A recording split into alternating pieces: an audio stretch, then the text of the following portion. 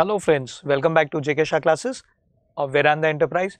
Today we will be doing revision of TDS chapter, tax deducted at source, chapter 17b. Chapter 17b has got 41 sections of TDS including one newly introduced, which is slightly a controversial issue, section 194T. Now out of these 41 sections, we will be discussing everything. For every section you need to remember 5 things. Number 1, the section number. For example, section is 194J, TDS on professional fees. You need to remember section number. Second, you need to remember for exam purposes who should be the payer. Every time payer may not be any person. Sometimes payer is other than individual HUF. Sometimes payer is everyone or any person. Who should be the payer? Second thing, third thing you need to remember is what will be the threshold limit above which TDS is applicable. Sometimes for the given section there is no threshold limit, and for some section there is a threshold limit applicable. For example, for 194J threshold limit is 30,000. If the payment exceeds 30,000 for the whole year, then only TDS is applicable. But threshold limit means once the 30,000 cap is exceeded, once the 30,000 limit is exceeded, TDS will be applied on the entire amount and including first 30,000 and not only on the amount exceeding 30,000.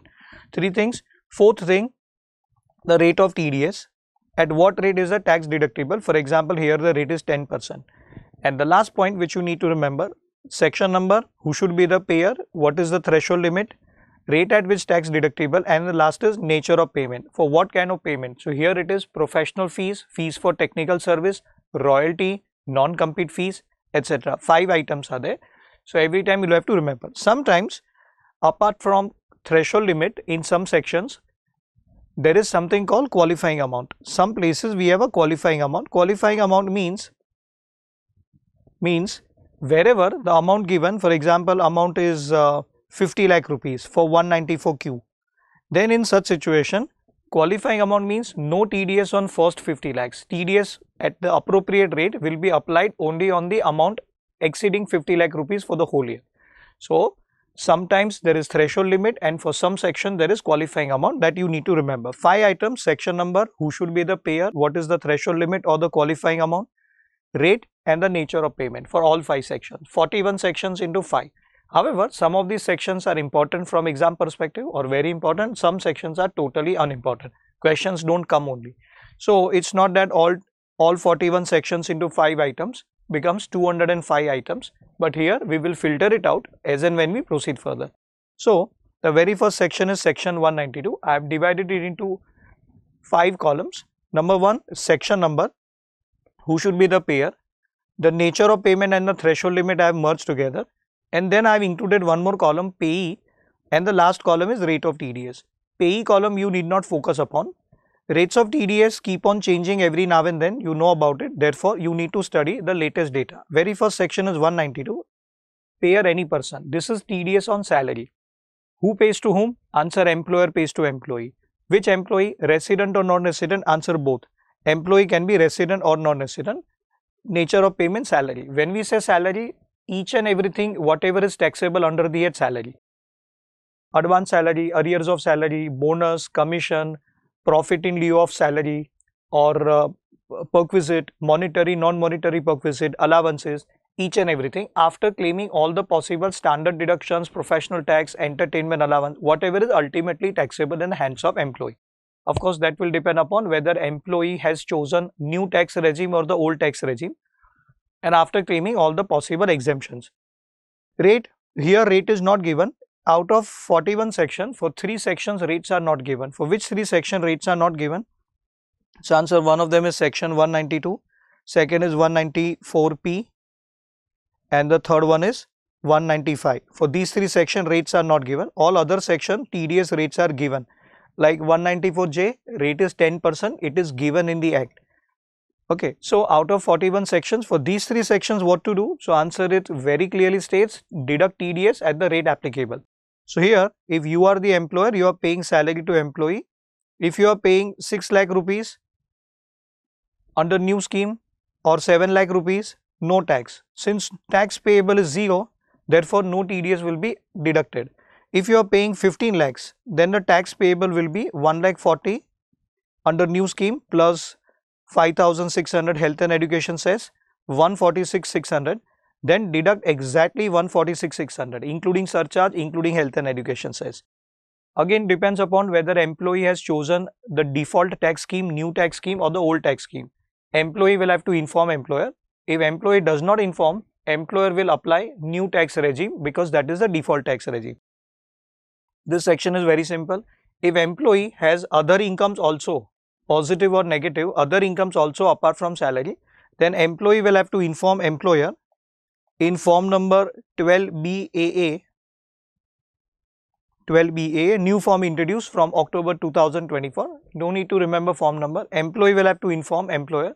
If employee exercises this option and informs employer in writing about his other incomes, other chapter 6A deductions or anything which he is eligible for, then if given in writing in duplicate in form number 12BAA, employer, it will be mandatory for employer to take it into account, including TDS, TCS on other incomes and other sources, everything. 192A is the next section. 192A is on EPF account withdrawal, Employees Provident Fund account. Employees Provident Fund is also called as Recognized Provident Fund or Statutory Provident Fund. Withdrawal from such account is normally exempt under section 10 clause 12.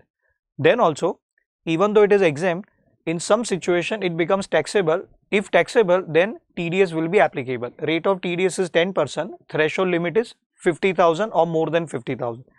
Here trustees of EPF account scheme will be deducting TDS. Here employer does not deduct because this EPF account balance or the funds are not in the control of employer. Employer has to create a separate trust or hand it over to third party like LIC. So here funds are controlled by third party. If employee retires, he will be able to withdraw at the time of withdrawal. Whenever he withdraws, it is EPF trustee will be paying him, not the employer. Amount of 50,000 or more than 50,000, withdrawal amount, not the balance amount in the, not the balance lying in EPF account. Then TDS will be at the rate of 10%. Person should be employee, resident or non-resident. Both these sections 192 and 192A, the payee should be resident or payee could be non-resident also. Even if non-resident, then also TDS under this section. Normally for a non-resident payee, TDS is applied under section 195. Instead of 195, TDS will be under these two sections only. Out of 41 sections, there are 20 sections plus 195. There are 20 sections where the payee could be resident or non-resident. If TDS not deductible under these 20 sections, then only section 195 is to be applied while paying to non-resident or a foreign company. Accumulated balance from EPF account, it is also called RPF account, provided it is taxable, provided it is not eligible for exemption. Not eligible for exemption, that means in technical language we say that provided it is not to be excluded from the total income. Not to be excluded from total income means not to be exempted. Not to be exempted means it is taxable. When will it be taxable? So answer, whenever exemption under 10, 11, 10, 12 etc. not available. When will it not be available? Or when will the exemption be available? That is not given in section 10, 11 or 10, 12. That is given in 4th schedule to the Income Tax Act. After Income Tax Act is over, there are 14 schedules. Out of 14 schedules, 4th schedule, part A, out of part A and B, and in part A, rule number 8. Rule number 8 prescribes some circumstances. One of the conditions is that employer and employee, conditions are for employee. If employee, EPF account withdrawal will be exempt, will not be taxable. If employee has completed 5 years of service. Employee has completed 5 years of continuous service, 5 years or more than 5 years of service. However, there are some exceptions. So in total 4 circumstances, EPF account withdrawal will be exempt. Anything beyond that, it will become taxable. What are these circumstances? So number 1, where are they given? They are given in part A of 4th schedule, rule number 8. Number 1, if employee has completed 5 years, continuous service of 5 years, then EPF account balance will not be taxable. Second, if he could not complete 5 years due to any of the 3 circumstances. Number 1, due to his ill health. Before expiry of 5 years, he quit the job because of his ill health or that is health reasons. Second, due to contraction or discontinuation of the business of the employer. Employer discontinues business, cuts down the staff. That's why this person had to quit before 5 years. Then also exemption will be given, or due to any other reason beyond the control of the employee. Third and fourth are very simple. C and D. C says that once he ceases to be employee of first employer, he leaves the job, but then he immediately picks up or immediately takes up another employment with the new employer, and the balance in his RPF account with the old employer, he gets it transferred to the another RPF account or EPF account with the new employer.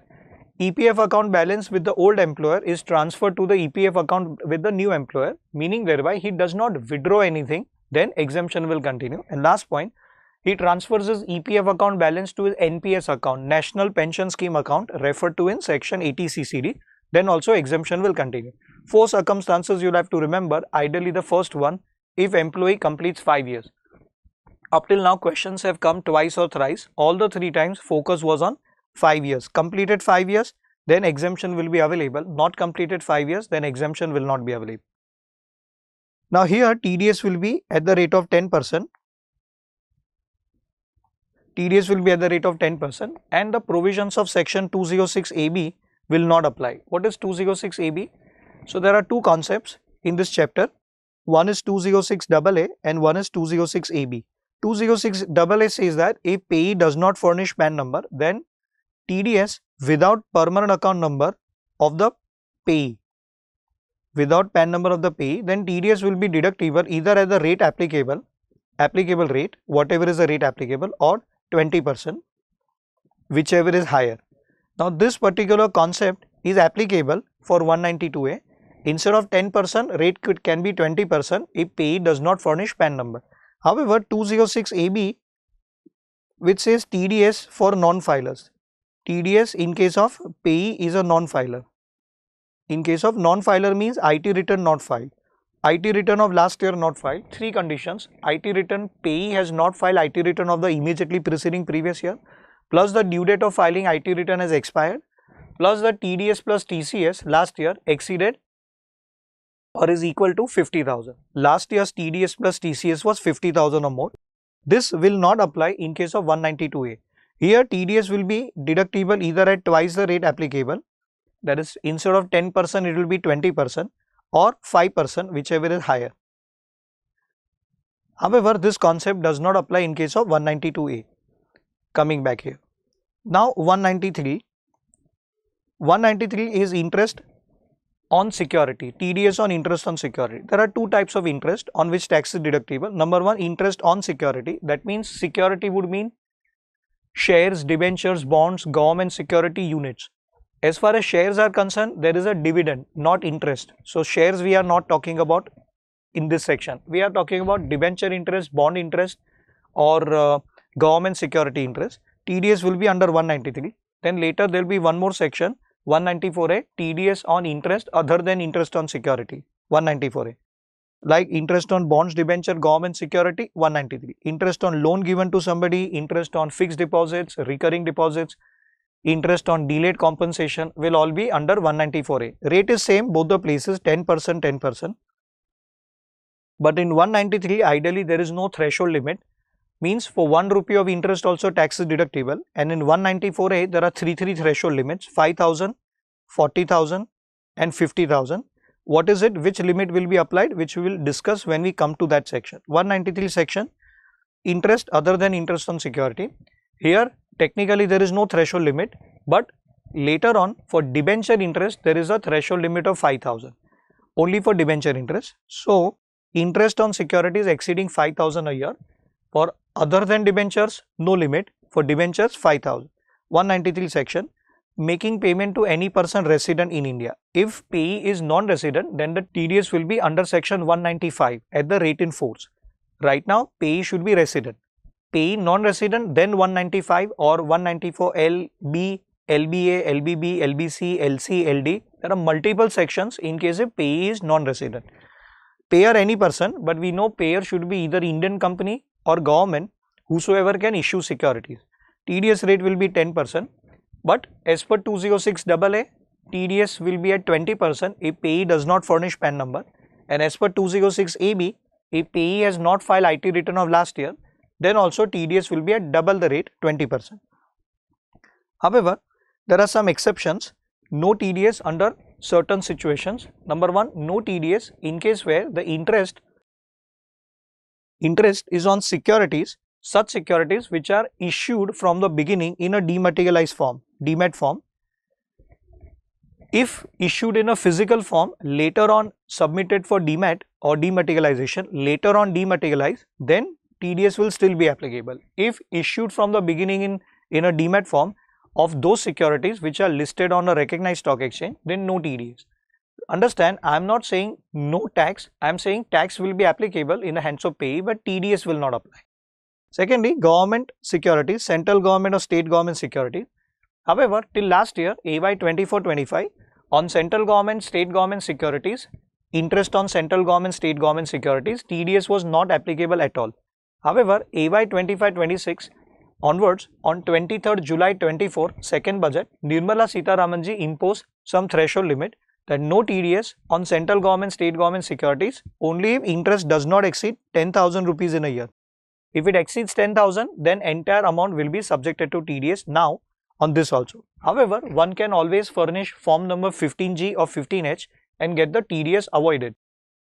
On 7.75% savings taxable bonds 2018, which is replacement of 8% savings taxable bonds 2008. However, here also 10,000 rupees of threshold. Actually, there is no threshold. Threshold is only for debenture interest 5,000. Instead of 5,000, limit will be 10,000 if it is interest on 7.75% savings taxable bonds 2018, or no TDS at all without any limit on two types of bonds which we talked about in capital gain chapter for the purpose of claiming exemption under section 54 EC.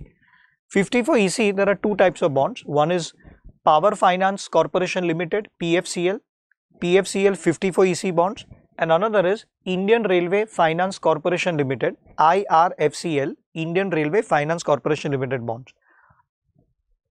PFCL, Power Finance Corporation, IRFCL, Indian Railway Finance Corporation, and interest payable by special purpose vehicle to business trust. If you recollect business trust chapter, anybody wanting to set up business trust has to first create an Indian company. Indian company will be called as special purpose vehicle.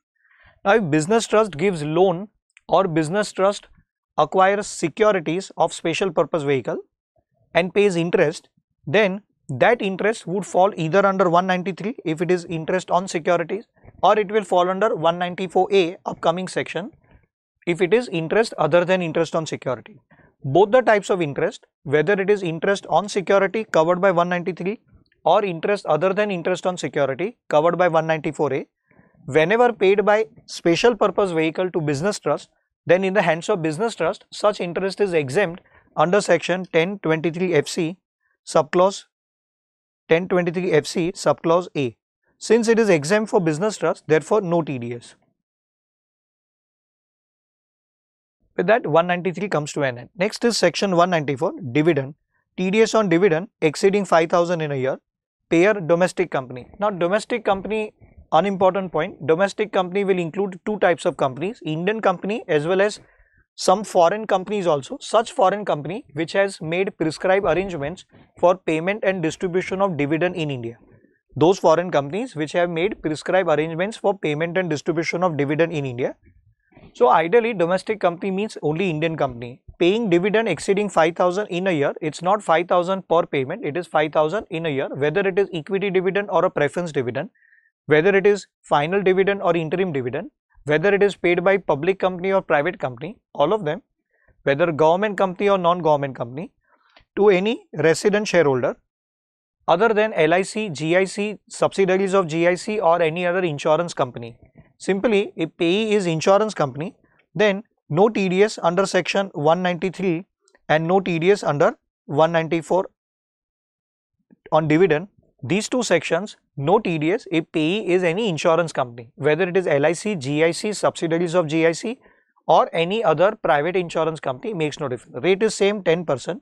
So, conceptually 193 and 194, interest on securities and dividend, everything is same. Rates have also been streamlined 10%.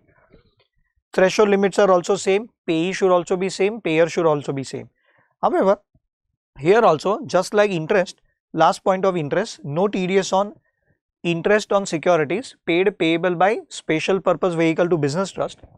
Same way here also no TDS on dividend under 194 whenever dividend is paid by special purpose vehicle to business trust, SPV to business trust, because such dividend is exempt in the hands of business trust under 1023 FC subclause B.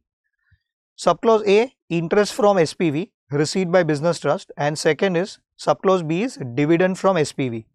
Since it is exempt in the hands of business trust, therefore no TDS by SPV. With that, 194 comes to an end. 194A is an important section, mark it as important. TDS on interest other than interest on security.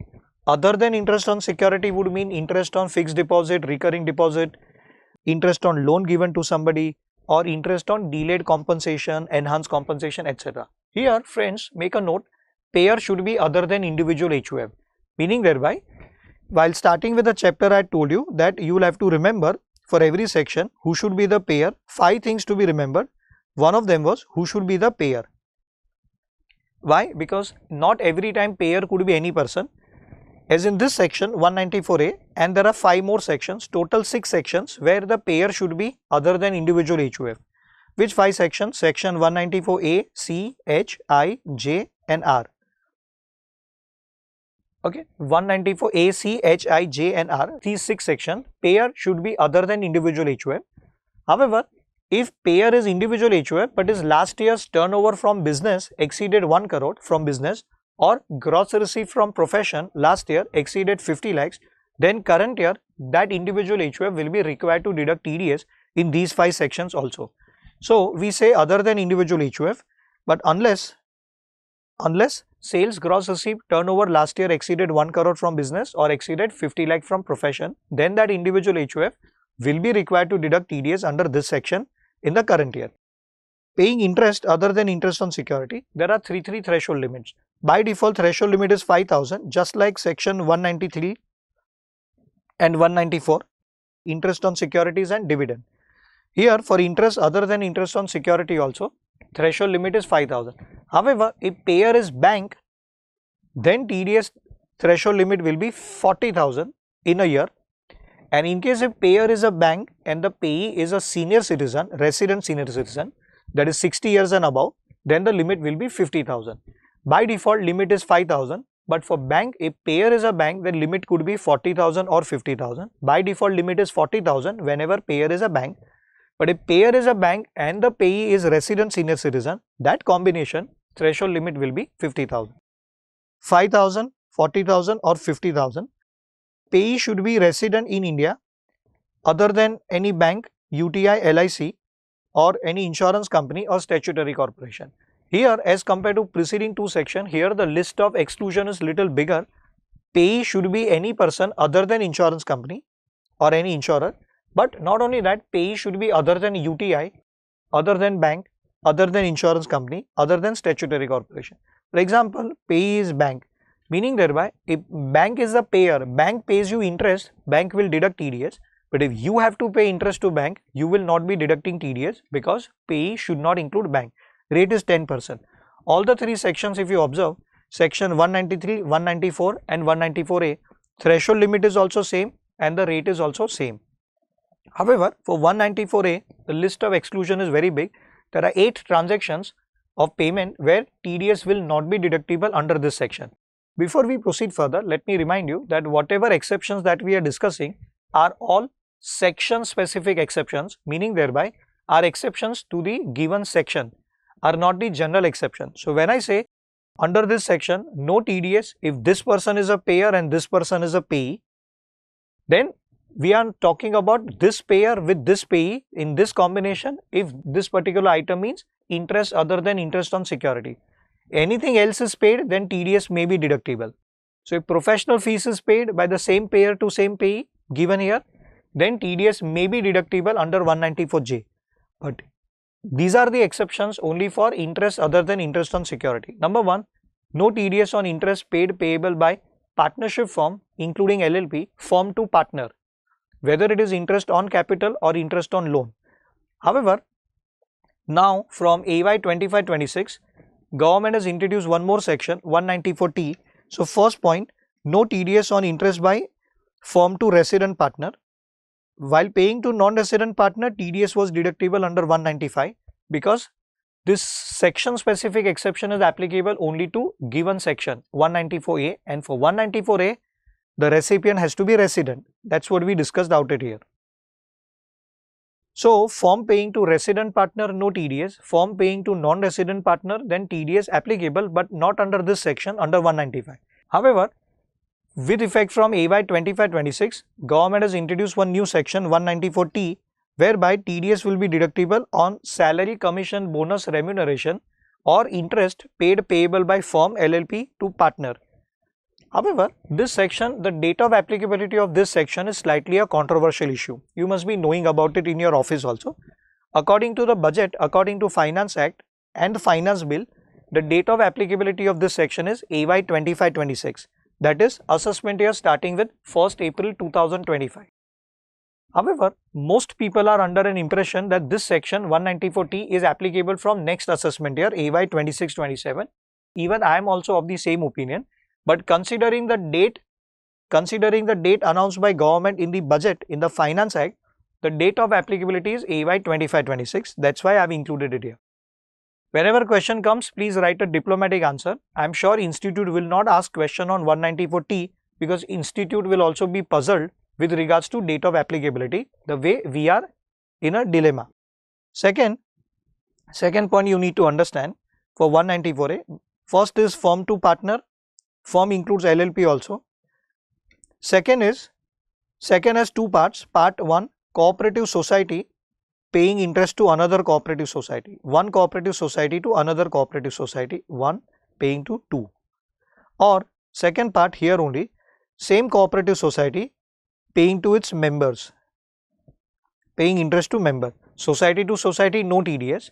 And society to member also no TDS. But as far as this B point is concerned, society to member, there is one exception. Government introduced exception couple of years back saying that it should be other than cooperative bank. Other than a cooperative bank. So if cooperative bank, one cooperative bank pays to housing society, cooperative society in the banking business, one cooperative bank pays to another cooperative bank or another cooperative housing society, then no TDS. But cooperative bank pays to its members, that is shareholder, then TDS will be applicable. But other than cooperative bank, other cooperative society paying to their members, then no TDS. However, this exception, both of them will not apply if last year's turnover from business, last year's turnover or sales of the society, of the payer society exceeded 50 crore rupees. If it is a rich society, then TDS will be applicable. I repeat, one society paying, one cooperative society including cooperative bank, which is a society only, paying to another cooperative society, no TDS. But one cooperative society other than cooperative bank paying to its member, then also no TDS. But cooperative bank paying to its member, TDS applicable. Both these exceptions A and B do not apply if last year's turnover of cooperative society exceeded 50 crore rupees. So society to society or society other than cooperative bank to its member, but with effect from AY 21-22, this exception will not apply if sales gross received turnover of the society last year exceeded 50 crore rupees. Third and fourth combined together, what happens is, it is about insurance company. Now Mr. X, his motor vehicle is insured with the insurance company, motor insurance company. Motor insurance company is supposed to, this is insurance on motor vehicle. Now Mr. X's vehicle is insured, vehicle gets damaged or stolen or lost, maybe due to natural calamity, earthquake, etc. Car is totally damaged. Mr. X will lodge insurance compensation. If insurance company refuses to compensate, then Mr. X will have to go to a court, High Court, Supreme Court. But before that, there is one local called Motor Accidents Claims Tribunal. The way we have Income Tax Appellate Tribunal, which is nothing but the one type of mini court. So assessee Mr. X went to MACT, filing case against insurance company, asking for compensation of 10 lakh rupees. Now as per MACT order, if MACT has awarded compensation as per their order, positive order in favor of assessee Mr. X, MACT has awarded compensation, that means insurance company will have to pay 10 lakh rupee compensation. But this matter went on and on for 6 years. So insurance company will be liable to pay interest also. Interest works out to be, let's say, 60,000 rupees hypothetically. Then on this 60,000 whether TDS should be applied under 194A or not. So this interest is not going to be paid by Motor Accidents Claims Tribunal. MACT is just a court. It is a deciding authority. It will grant decree. But interest will be paid by, and the compensation principal amount will also be paid by insurance company. Now whether insurance company will have to deduct TDS or not, that is a question. So answer here, point number 3 and point number 4. Normally tax is deductible either at the time of actual payment by payer to payee, at the time of actual payment, or at the time of crediting account of the payee, whichever is earlier in point of time. But here for interest portion, see, compensation is not taxable only.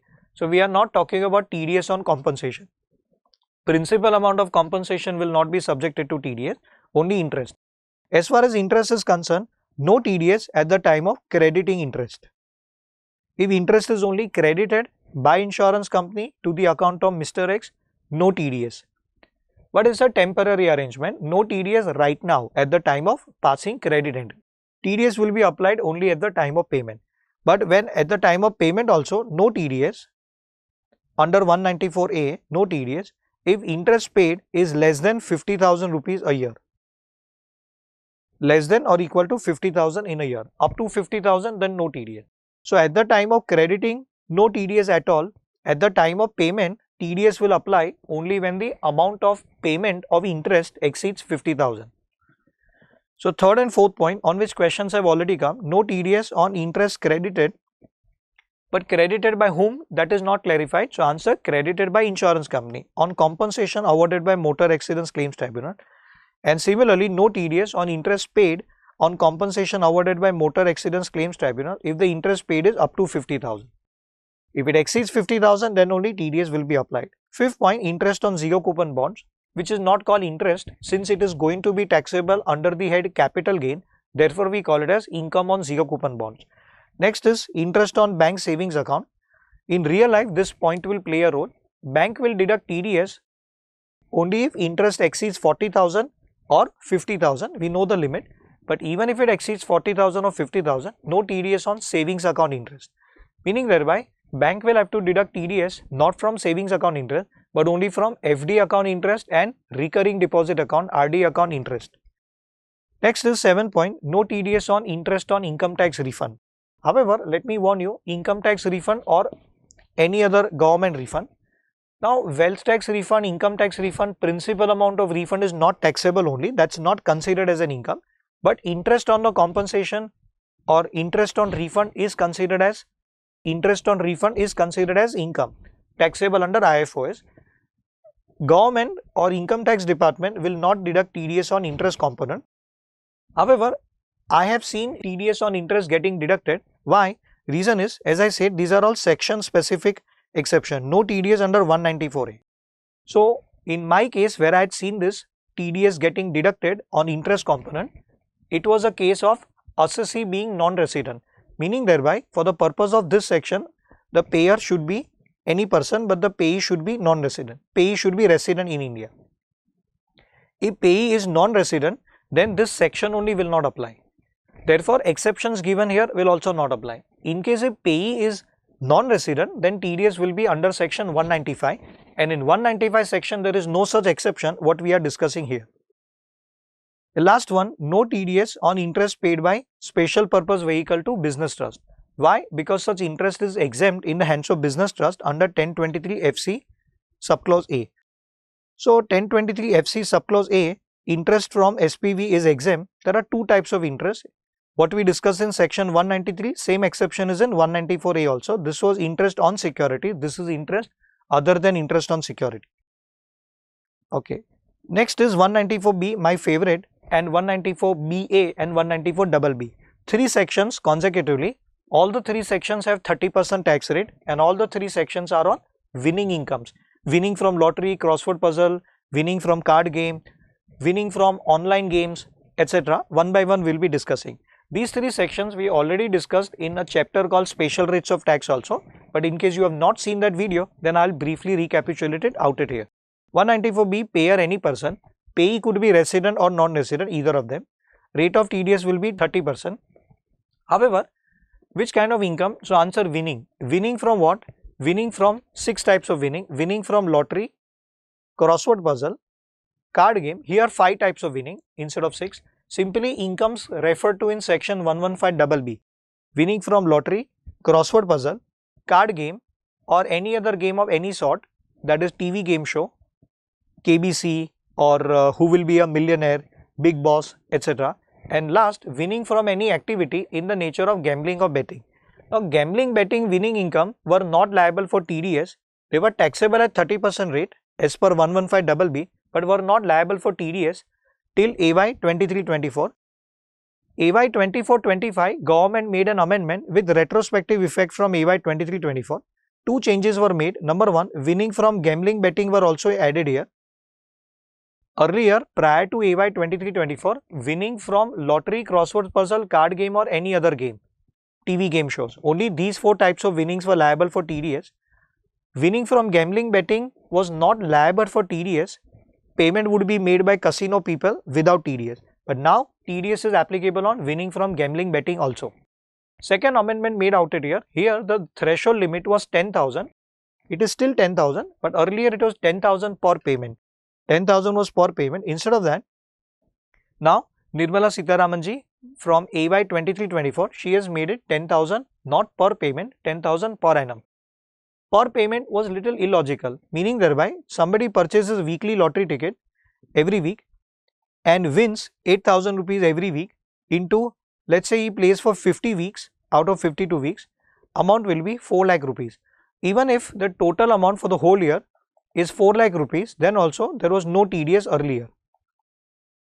This was something amusing and not digestible to anybody. Now Nirmala Sitharamanji has streamlined it. It will not be 10,000 per week or per payment. It will be 10,000 for the whole year. Once it exceeds 10,000, TDS will be applied on entire amount. Okay.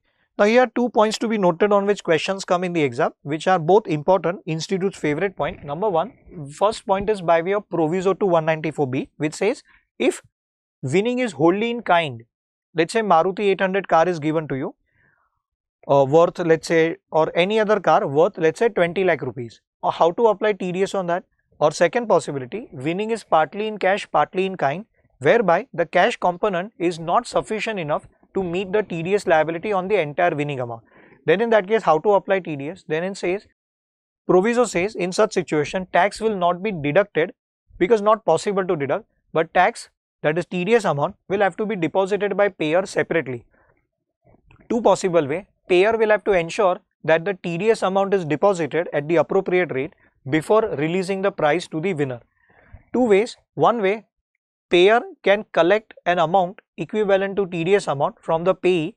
Say, I am payer, you are payee, I am giving you something in kind worth 20 lakhs on which TDS works out to be 6 lakhs. I will have to collect 6 lakhs from you and deposit with government, then only I shall release that prize.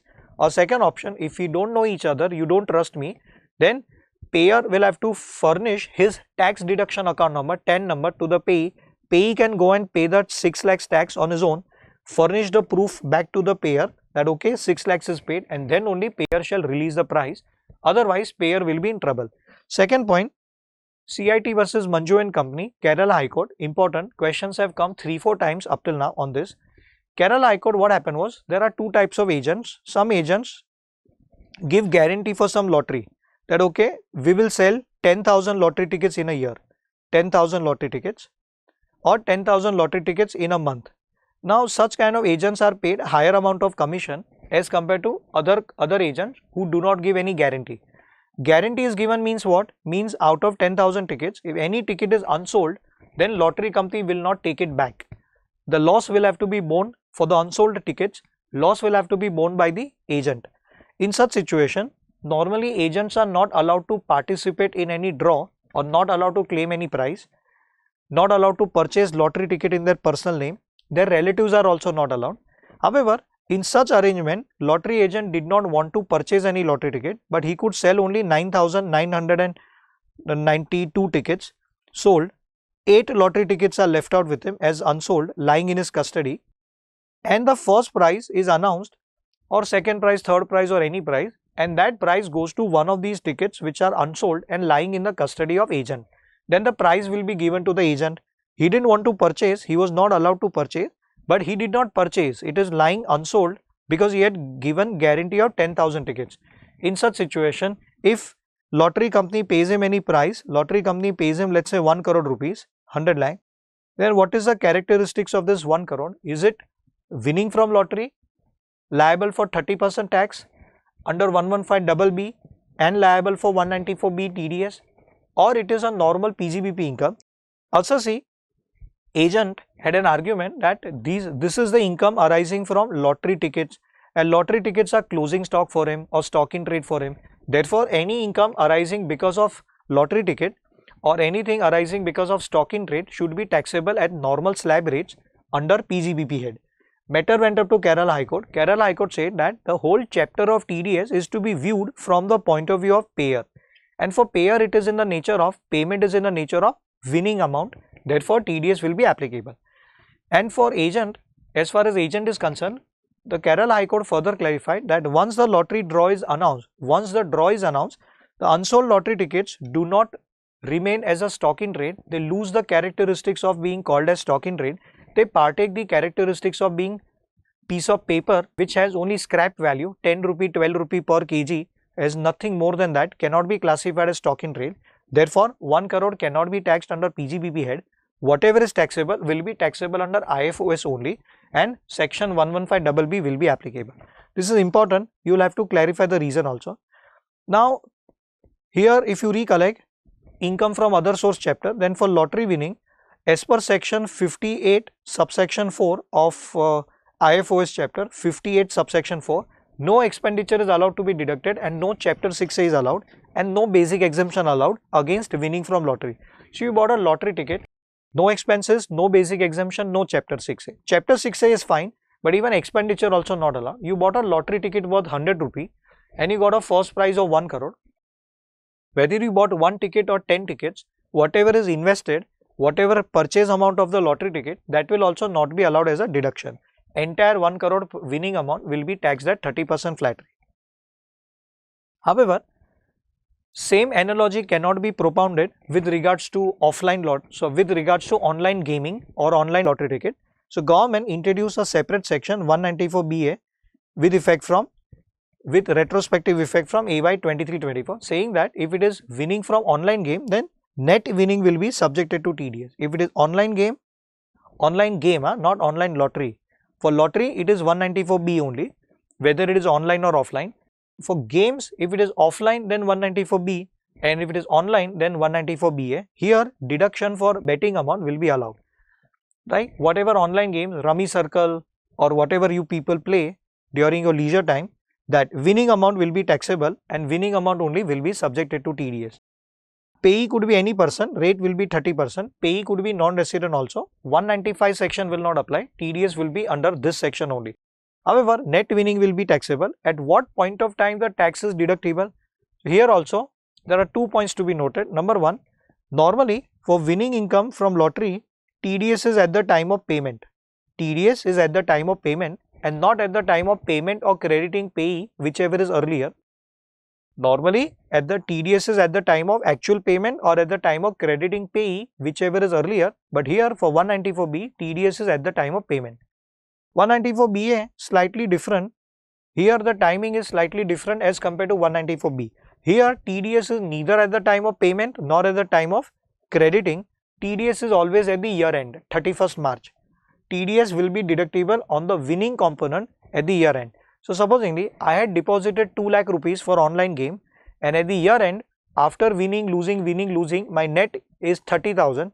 So, total amount lying in my online account, gaming account is 2,30,000. Online initial deposit 2 lakh rupees, then I won some amount, lost some amount. So, maybe I reached down to 1 lakh rupees, then I earned 1,30,000 rupees. Finally, my balance is 2,30,000. Then net winning amount is only 30,000. TDS will be applied only on net winning amount. Here there is no threshold limit. Even if it is 1 rupee, even if it is less than 10,000, then also TDS will be applied at 30%. TDS will be at the year ending. However, there is a clarification that before the year ending, if there is a withdrawal from this account, then TDS will be applied at that time. So, TDS we can say will be applied at the time of payment, that is withdrawal, or at the time of year ending, whichever is earlier. However, TDS will be only on the only on the winning amount. So there is a clarification. If original deposit is 2 lakh, 30,000 is the net winning for the whole year. Balance is 2 lakh 30,000. Now I am withdrawing only 23,000. Withdrawing 23,000. Then in such situation, in this proportion, principal amount, winning amount, in this proportion, 20,000 will be deemed to be towards principal amount, 3,000 will be winning amount which I am withdrawing, net winning amount. So TDS will be applied only on this part, even though it is less than 10,000, because here there is no threshold limit. So don't look at the amount, whatever may it be, TDS 30% will be applied on winning component if I am withdrawing. If I am not withdrawing, then TDS will be on entire 30,000 at the year end. And if I am partially withdrawing, partially retaining amount, then 31st March what will happen is, as on 31st March, out of total winning amount of 30,000, 3,000 is already subjected to TDS. Now at the year end, TDS will be applied only on balance 27,000. Okay. Here this is what is clarified. TDS under 194BA shall be at the time of year ending only from the net winning component included in balance amount. However, if there is a withdrawal before that, then TDS will be applied on the net winning component out of the withdrawn amount. And on the balance amount, TDS will be at the year end. 194BA subsection 2, just like 194B proviso, what if the winning is wholly in kind or partly in kind, partly in cash, and the cash component is not sufficient enough to meet the TDS liability on the entire winning? Then in such situation, payer will have to ensure, before releasing the winning amount, payer will have to ensure that TDS is deposited with the government account. Government wants to safeguard itself. Whatever we discussed for earlier section 194B, same thing word to word applies for 194BA also, and it applies to other sections also. Next is 194BB, again 30% TDS, payee could be anybody. Here we have TDS on winning from horse race. Horse race exceeding 10,000 rupees. Earlier 10,000 was a per payment limit for each payment. However, now it has been made 10,000 per annum by Nirmala Sitharamanji with retrospective effect from AY 23-24. Exceeding 10,000 in a year with retrospective effect. Earlier it was 10,000 per payment. Winning from horse race. Who should be the payer? The answer, payer could be anybody, but it says payer should be bookmaker. Bookmaker means somebody whom we call it as bookie, meaning thereby the bookie, the official bookie, official bookmaker registered with government, or is a license holder holding license for horse racing or wagering, betting, etc. in a race course. Questions have come on these three sections, 194B, BA and BB, but very straightforward, simple questions to come. However, in all the three sections, payee could be resident or non-resident. If payee is non-resident, no, then if you recollect, TDS rate will have to be increased further by surcharge and health and education cess also. The 30% will become at least 31.2% because of health and education cess, and if surcharge also gets attracted, then the rate will further increase. What I mean to say is that if payee is resident, then only 30%, payee is non-resident, then 30% plus surcharge plus health and education cess. Okay, next is 194C, very big section and an important section from exam perspective, lot many points, institute's favorite. Here, as far as payer is concerned, there is a very long list of 16 people covered in the payer definition.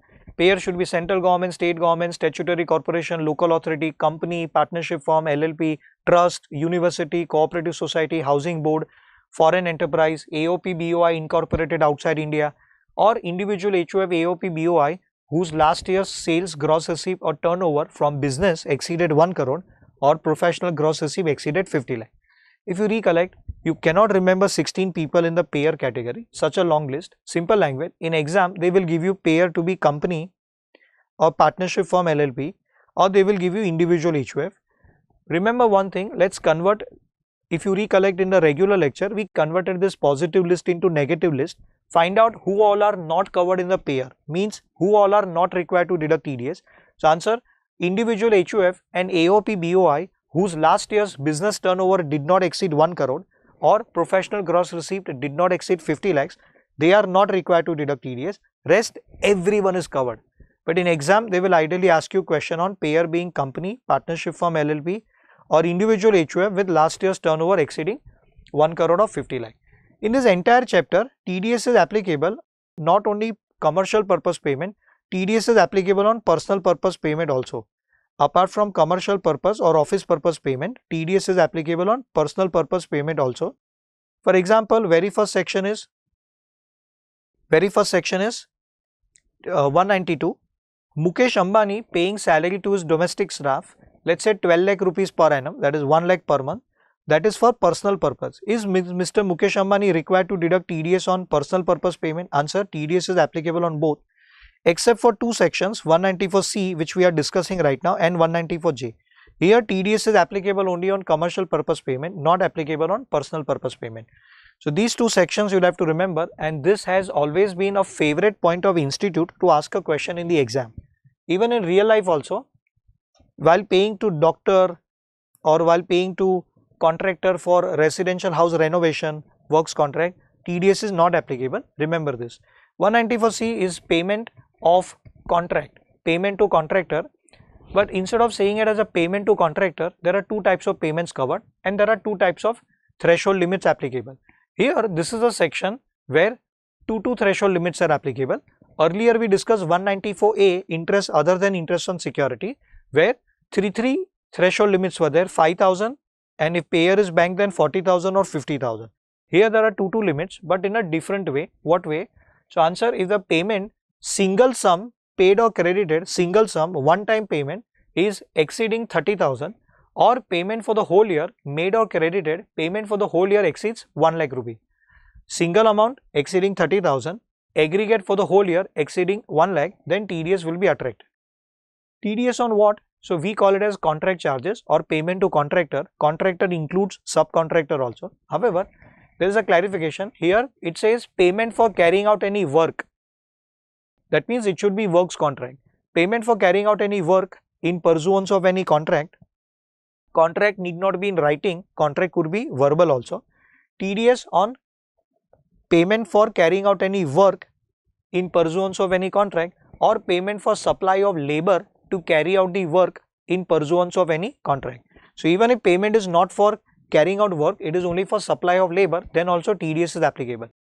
Threshold limits are 30,000 or 1 lakh, one time payment 30,000, yearly payment 1 lakh for the whole year. Rate of TDS, there are two rates depending on who the or what is the residential status of the payee, or what is the legal status of payee. Payee should be resident. If non-resident, then 195 will apply. However, rate will depend upon the legal status. Payee is resident individual HUF, then 1%. Otherwise, rate of TDS here will be 2%. In case payee is individual HUF, then 1%, other payee is 2%. Okay. And just for the sake of your knowledge, sole proprietary concerns are always considered at par with individual. Whatever are the rules regulations for individuals, or whatever are the rates applicable to individuals, same rate will be applied to sole proprietary concern also, SPC we call it as. Okay. Single sum more than 30,000, aggregate for the whole year exceeding 1 lakh rupee, including GST on goods. Keep it in your mind, here GST on goods not to be excluded. We have one CBDT circular which clarifies that no TDS on GST on services, but TDS on GST on goods not clarified. TDS will be applied on GST on goods also. And I had clarified it in a class. This will not amount to double taxation, because deducting tax or withholding tax is just a withholding of tax. It is not levy of tax. By deducting TDS on GST component also, you are not actually charging tax on GST. You are just withholding tax, for which payee is going to get the credit. Couple of points. First point, what do you mean by work? Work includes 6 items one by one. Work, here the payment is in the nature of payment for carrying out any work. So what do you mean by work? Work is defined but in an inclusive manner, meaning thereby work includes, meaning thereby whatever is given here, that is definitely work. Whatever is not given, that can also be work. Work includes number 1, advertising, which means advertising contract, say Coca-Cola making payment of 300 crore to ad agency Ogilvy and Mather. Coca-Cola, the customer making payment to ad agency 300 crore will be required to deduct TDS under this section, because advertising work is work. Advertising. Number 2, broadcasting and telecasting, including production of program for broadcasting, telecasting. Broadcasting means something relating to radio, and telecasting means something relating to TV. However, CBDT issued a circular in 2019-18 somewhere. CBDT clarified that as far as payment is concerned for production of program for broadcasting, telecasting, Then for that, CBDT gave two possibilities. CBDT said if the payment is for purchase of ready-made program is already ready by the production house and the media house is only making payment to purchase that, then it would be no TDS.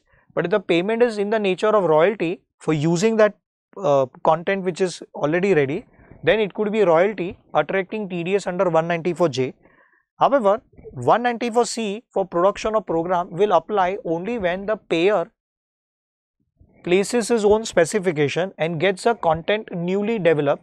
For example, I am Netflix and you are the producer, you are the director cum producer. Netflix approaches you, pays you 10 crore rupees and tells you within this budget 10 crore rupees, produce this kind of movie.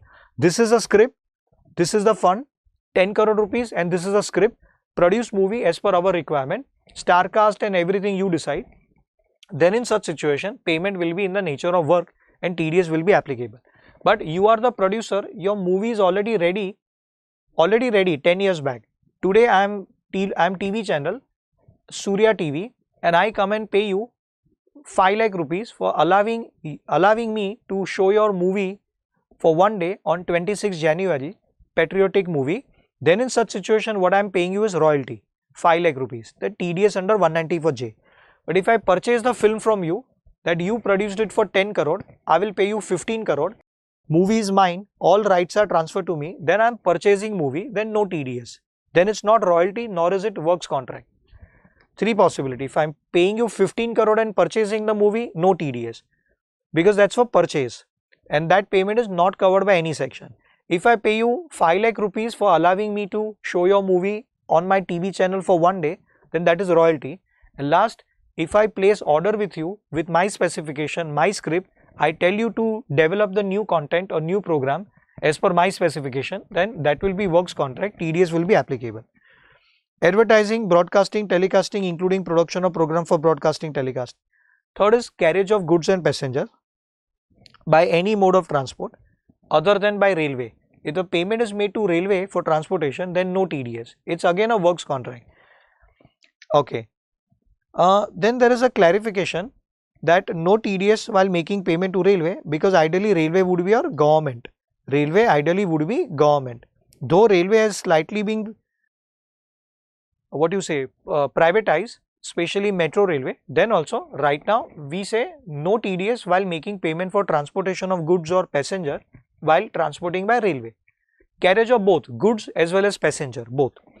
Okay, next is catering contract, but remember no TDS for personal purpose payment. So Mukesh Ambani placing an order with a catering organization for his daughter's wedding or for his son's wedding, Akash's or Anant's wedding, then no TDS because personal purpose. But if Mukesh Ambani making payment to catering contractor for celebration function of Reliance Industry, then TDS will be applicable under catering contract. And last, fifth one. Okay, but as far as carriage of goods and passenger is concerned, second point, have a look at it. No TDS here. Carriage of goods as well as passenger. Carriage of goods or passenger, both are covered, but no TDS. Next point, no TDS in case where the payee is engaged in transportation business, meaning that he is in the business of plying, hiring or leasing of goods carriage. Here in the exception, second point, we are talking only about goods carriage. In the earlier point, carriage of goods is also liable for TDS and carriage of passenger is also liable for TDS, but out of them, for carriage of goods, no TDS if some conditions are satisfied. Condition number 1, payee is engaged in the business of plying, hiring or leasing of goods carriage. Secondly, he owns not more than 10 goods carriages, he owns 10 or less than 10 goods carriages, and he furnishes his permanent account number in an application or declaration in form number 15I. 15I, you don't need to remember form number, along with PAN number, and does not own more than 10 goods carriages at any time during the previous year, then TDS will not be applicable. Last item, advertising, broadcasting, telecasting, carriage of goods, passenger, catering, and last, any contract, last one is most important, any contract which involves either manufacturing or supplying of goods or articles.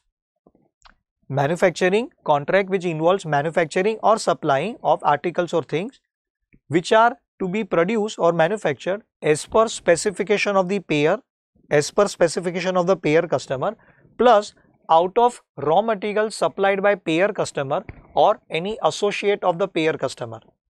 Associate will have the same meaning which is given in section 40A subsection 2 of PGBP chapter. Whatever meaning is given to relative or substantial interest holder, same meaning will apply here also. Two conditions: payer is not only giving a specification, plus raw material required is also supplied by payer, then only it is works contract. If understand very clearly, questions have been asked by institute couple of times on this point. In case if payer customer only gives a specification, does not supply raw material, then TDS will not be applicable. Supposingly, you are a printer and I supply you pen. I am a coaching class owner and I supply you pen. I purchase from market 1000 pens for distributing it to my student. Now you being a printer, I want you to print my logo on the pen. In that case, I only am supplying raw material to you, then TDS will be applicable. But if pens are to be purchased by you from outsider, then I will not have to deduct TDS, then it's not a works contract. Question like this already came in the exam, remember it. Important point. Okay. So supplying manufacturing contract involves manufacturing or supplying of a product according to the specification or requirement of the payer customer, plus from raw material purchased from or supplied by payer customer or associate of payer customer. With that, 194C comes to an end. Next is 194D, not that important. Insurance commission. Insurance commission exceeding 15,000 in a year, who will pay to whom? The answer, it could be insurance company paying to insurance agent or agent paying to sub agent, so on. Any resident insurance agent, 5% is the TDS rate. Here changes have not been made from 1st October 2024. Unfortunately, there are total 3 commissions and all the 3 commissions had the same threshold limit, 15,000, 15,000, 15,000. All 3 of them had the same rate, 5%, 5%, 5%. But the remaining two upcoming sections of commission, Nirmala Sitharaman ji has brought down the rate from 5% to 2% with effect from 1st October 24. But for this section, she forgot to make changes. Changes have not been made, so there is no printing error. It is 5% only. 194D is done. Next is 194DA. This is maturity proceeds of insurance policy, life insurance policy. Provided maturity proceeds are not exempt under section 10 clause 10D. Under 1010D, if it is exempt, then no TDS. If not exempt, then TDS will be applicable. Who will deduct TDS? Ideally insurance company, while paying to any resident person. Here the rates have been changed.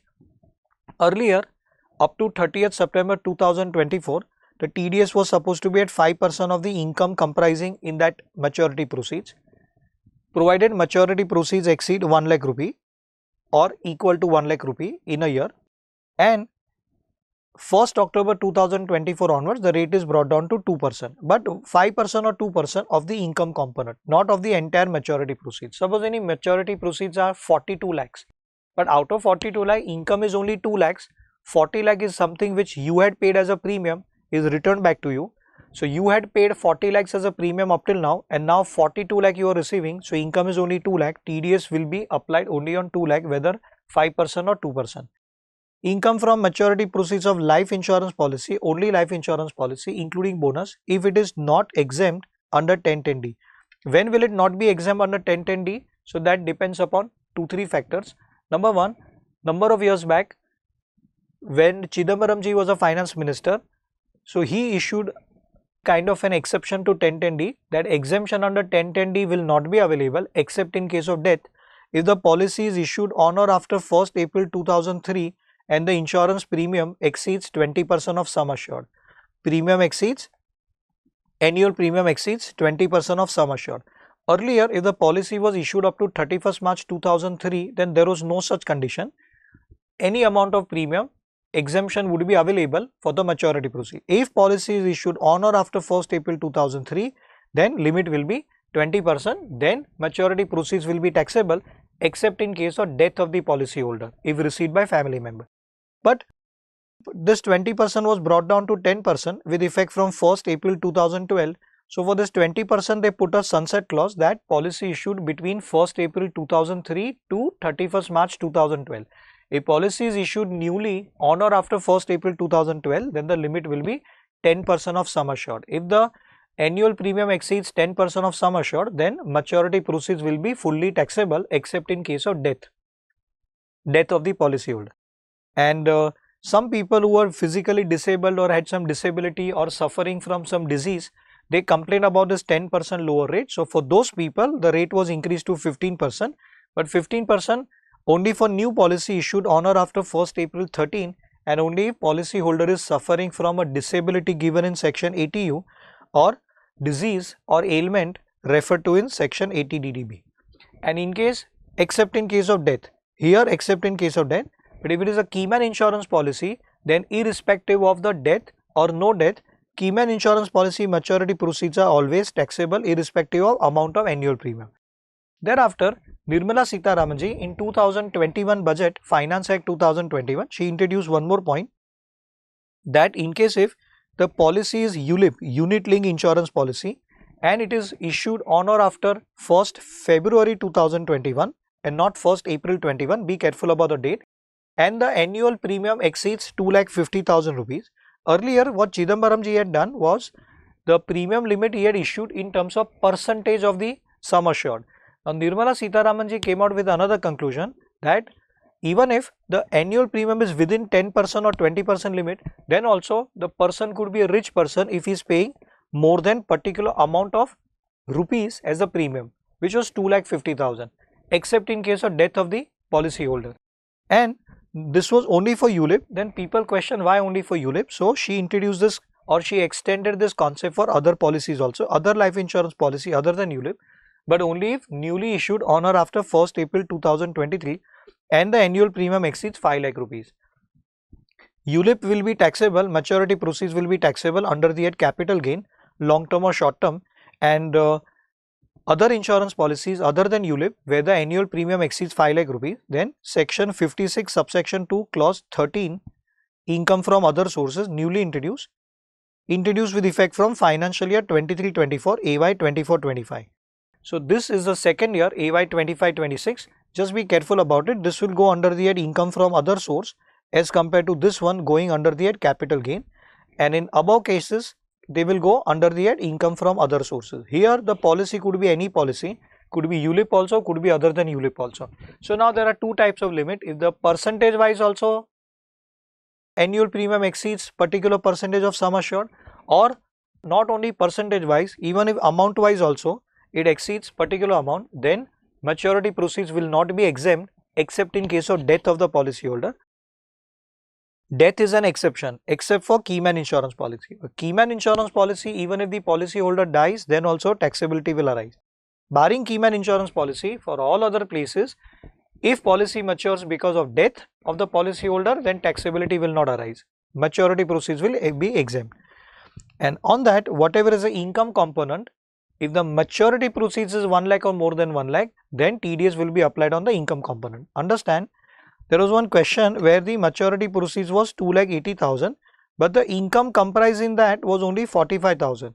So answer, TDS will be applied or not? To answer, what is to be compared with 1 lakh threshold limit is this amount, maturity proceeds, and not this amount. TDS will be only on this amount. But for comparing with threshold limit, we have to compare the entire amount. 194E, very important. 194E, we had discussed it in detail in chapter 12, special rates of tax. While making payment to non-resident sports association institution, sportsman or non-resident entertainer who are not a citizen of India. This we divide into three parts. 194E, incomes which are referred to in section 115 BBA, special rates of tax. First part, payer could be any person for all the three parts. We divide it into three parts. First part, payee is non-resident foreign national sportsman who is not a citizen of India. He should be fulfilling three conditions. He should be, payee should be number one non-resident, second he should be foreign national, and third he should be a sportsman. Foreign national means not a citizen of India. All three conditions are satisfied, then only TDS will be under this section. Then we had discussed some Kolkata High Court decision of INDCOM, and we had discussed Supreme Court decision of PILCOM. INDCOM, PILCOM. Okay, as far as non-resident sportsman is concerned, three types of income. Number one, income from participating in India in any game or a sport played in India. Income from advertisement on any product, sports related product as well as non-sports related product. And third is income by contributing news, views, articles on any game or a sport played in India in any newspaper, magazine or journal. TDS rate will be 20% plus surcharge plus health and education cess. Why surcharge and health and education cess? Because the payee is a non-resident, that's why. We know the rule. Payer could be anybody. Payer could be Mumbai Indian team or Royal Challengers Bengaluru. Payer could be BCCI. Payer could be anybody. However, two case laws. Number one, Kolkata High Court decision, INCOM. Kolkata High Court stated that this section applies only when the payee is a sportsman. If he is other than sportsman, then this section will not apply. TDS probably would be under 195 section. For example, while paying to non-resident umpire, coach, referee, trainer, physiotherapist, team physician, etc., who are closely connected with the sports but they are not sportsmen, therefore this section will not apply. Even 115 BBA also will not apply. 115 BBA says income will be taxed at flat rate 20%, but for non-resident umpire, coach, referee, etc., income will be taxed as per slab rate and TDS will be under 195. Then Pilcom, Supreme Court 2020. Supreme Court stated here the rate is very clearly given. For 195 section, TDS shall be at the rate applicable, that is rate in force, rate applicable to the given income, or DTAA rate. Now DTAA rate is for 195 when the payee is non-resident. However, whichever is lower, this concept is applicable wherever it is given in the section, whenever it is given in the act specifically that here you consider DTAA rate also. If not given, as in 194E, it is not given, then don't consider DTAA rate. TDS will be deductible at 20% rate only. If as per DTAA rate is 5%, then in that case it is up to payee, the non-resident payee, to come to India, file IT return and claim refund for the differential 15%. Rate applicable is 20%, DTAA rate is 5%, lower of the two is 5%. But TDS will be at 20%, rate of tax applicable will be 5%, payee can come to India, file IT return and claim refund. Next is in 194E only, next is non-resident sports, non-resident entertainer. So next is non-resident entertainer who is not a citizen of India, like stand-up comedians, non-resident stand-up comedians or non-resident pop singers. Justin Bieber had been to India a couple of months back. Justin Bieber, then this Coldplay band, they had been to India. Samantha Fox, many people come to India. Then in such situation, anybody making payment to them for their performance in India, then that much amount will be subjected to TDS at 20% plus surcharge plus health and education cess. Payer could be anybody. And again in 194E, third part, sports association institution, non-resident sports association institution, like for example, Pakistan Cricket Board, Sri Lankan Cricket Board, any guaranteed sum paid or payable to them in relation to game or a sports played in India. For example, I had given an example, if you recollect, which I had repeated in special rates of tax chapter also, in case you have seen the video. This is unimportant, so we will not go deeper into it. Say BCCI organizes a cricket tournament in India between India, Australia, Sri Lanka. So Australian Cricket Board and Sri Lankan Cricket Board will send their players to India because matches are going to be held in India. BCCI is expected to earn 100 crore rupees out of this tournament. Naturally, entire 100 crore BCCI cannot keep with itself. Sri Lankan Cricket Board and Australian Cricket Board will expect something. They are not running NGO to send their players free of cost. They will expect something.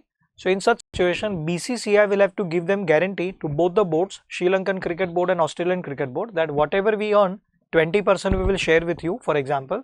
Then that 20% of the total profit will be called as guaranteed sum. Whatever is the final amount, which may not be known at the time of entering into agreement, but whenever payment is made, whenever it is credited or paid, at that time 20% TDS will have to be deducted plus surcharge plus health and education cess. Next is 194EE, totally unimportant nonsense section. Any person making payment to any person for withdrawal from NSS account. Up till now we had 192A section, 10% TDS, 192A withdrawal from EPF account. Now we have withdrawal from NSS account, National Savings Scheme account. It is not NSC. 2,500 or more than 2,500 in a year to any resident or non-resident, 10% is the TDS. So 192A EPF account withdrawal 10%, and this 194EE again 10% from NSS account withdrawal. EPF, NSS. EPF account withdrawal 192A is important. This section is totally unimportant. You can skip this. 194F is now deleted. It was unimportant always and deleted also. I would also suggest that you don't do it. but deleted unfortunately from 1st October 2024. This Nirmala Sitharamanji, God knows what she is up to. She should have deleted this section from 1st April only. Why to delete it from 1st October? Doesn't matter. Whenever deleted, it was never asked in the exam in last so many 30, 35, 40 years. This section technically here the person, this section is a 20% TDS to any person, resident, non-resident, on repurchase of certain units which are notified under section 80 CCB. Now 80 CCB itself was deleted with effect from AY 92-93. AY 92-93 was the last year, next year it was deleted. In such situation, after so many years, 30 years also, more than 30 years in fact, asking question or keeping this section intact is foolishness. So finally Nirmala Sitharamanji deleted it. Okay, 194G, only one question has come up till now on 194G, lottery commission. I told you 3 types of commissions attract TDS. Which 3 commissions? 194D insurance commission, 194G lottery commission, and 194H is all other commissions. Other commission or brokerage. All other commission brokerage other than insurance commission and lottery commission. Lottery commission, who will pay to whom? Lottery commission will be paid by lottery company to its agent. All of them at the 15,000 threshold limit and all of them at the same rate, 5%. However, these two 5% have been brought down to 2% with effect from 1st October 2024. Okay, so commission remuneration by whatever name called exceeding 15,000 for buying, selling, purchasing, stocking, etc. of lottery ticket. Any person making payment to any person stocking, purchasing lottery ticket, resident or non-resident, 5% up to 30th September, 2% from 1st October. 194H, other commissions. Here, payer should be other than individual HUF unless last year's turnover exceeded 1 crore from business or last year's gross receipt from profession exceeded 50 lakh. You know about it, 6th section, 194A we are done with, 194C we are done with. This is the 3rd section where the payer should be other than individual HUF unless last year's turnover so and so. Paying commission brokerage other than 194D and 194G exceeding 15,000, 5% up to 30th September and 2% on or after 1st October 2024. Okay, when you are applying the rate, no, whenever rates have been changed in the middle of the year, which rate to be applied? So first of all, you find out when is the tax deductible. So answer, tax is deductible at the time of payment or at the time of crediting payee, whichever is earlier in point of time. So first you find out which date is earlier and as on that earlier date, what was the rate applicable. So if the commission accrued before 30th September 24, payment is made on or after 1st October 24, commission accrued on or before 30th September 2024, payment is made on or after 1st October 24, then you will apply old rate 5% because TDS is at the time of whichever is earlier and at earlier point of time that is happening up to 30th September 24. Okay. However, no TDS on commission on securities, buying, selling of securities, meaning thereby if you are buying shares, debentures, bonds and paying commission to your agent, you are paying or the main broker pays to sub broker, you don't have to bother about it, you don't have to deduct TDS. For example, when you buy shares worth 1 crore rupees and broker charges you, let's say 0.5% commission, you will have to pay 1 crore 50,000, 1 crore and 50,000. Then in that case 50,000 commission which is more than 15,000, you don't have to bother about TDS in case you are making payment of commission for the purpose of buying, selling of securities. And no TDS on trading profit, TDS will be applied only on commission. This had been the talk of the town couple of years back. What happens is, understand, say Coca-Cola company is selling Coca-Cola bottle for 20 rupees through a grocery shop. Coca-Cola grocery shop owner, remember this very clearly, they are selling Coca-Cola bottle for 18 rupees and shopkeeper is allowed to sell it for to the customer for 20 rupees. MRP is 20 rupees. Now to, or let's say 15 rupees it is given by Coca-Cola to grocery shop owner. Grocery shop owner ends up earning 5 rupees. His earning is 5 rupees. Whether to classify this 5 rupees as commission or it is trading profit, that depends upon various factors. Various high courts have delivered a different decisions, but one common factor in all the case laws was that the golden rule, in order to find out whether this is commission liable for TDS or it's a trading profit not liable for TDS. To decide that, one golden rule, whether ownership in the goods is passing on. Ownership means risk and rewards. Risk and rewards are passing on to the grocery shop owner by Coca-Cola or not. If risk and rewards are passing on, ownership is passed on to grocery shop owner, then 5 rupee will be trading profit for grocery shop owner. And if ownership is not passed on, risk and rewards are not passed on, then this 5 rupee will be commission. For example, 100 bottles are lying in his store, in his grocery shop. If there is an earthquake and all the 100 bottles fall down on the floor and they all break and they are all damaged totally. In such situation, whether Coca-Cola will take back those bottles and replace them, who will bear the loss of those 100 bottles? If Coca-Cola is going to bear the loss, then whatever they are paying is commission, because they are not passing on the ownership to the grocery shop owner. If grocery shop owner is liable to bear the loss, his loss, 100 bottles are lost, then ownership, that means ownership was passed on to him. If ownership has been passed on to him, then 5 rupee will be trading profit, no TDS. Hope you people are following this. Next is 194I, important section, Institute's very favorite section. Here also payer should be other than individual HUF unless last year's turnover exceeded 1 crore from business or last year's professional gross receipt exceeded 50 lakh rupees. Making payment to any resident towards rent. Rent exceeding 2,40,000 in a year. Here the threshold limit is 2,40,000. However, 2,40,000 per annum per co-owner, per annum as well as per co-owner. However, per co-owner limit will apply only if paid to each co-owner individually. If paid to only one co-owner and that co-owner is going to distribute amongst themselves, then TDS will have to be applied on the full amount. For example, let's try to understand. Suppose there is one company X Limited has taken property on rent, say house property. This house property belongs to Mr. A and Mrs. A, husband wife, 50-50 share.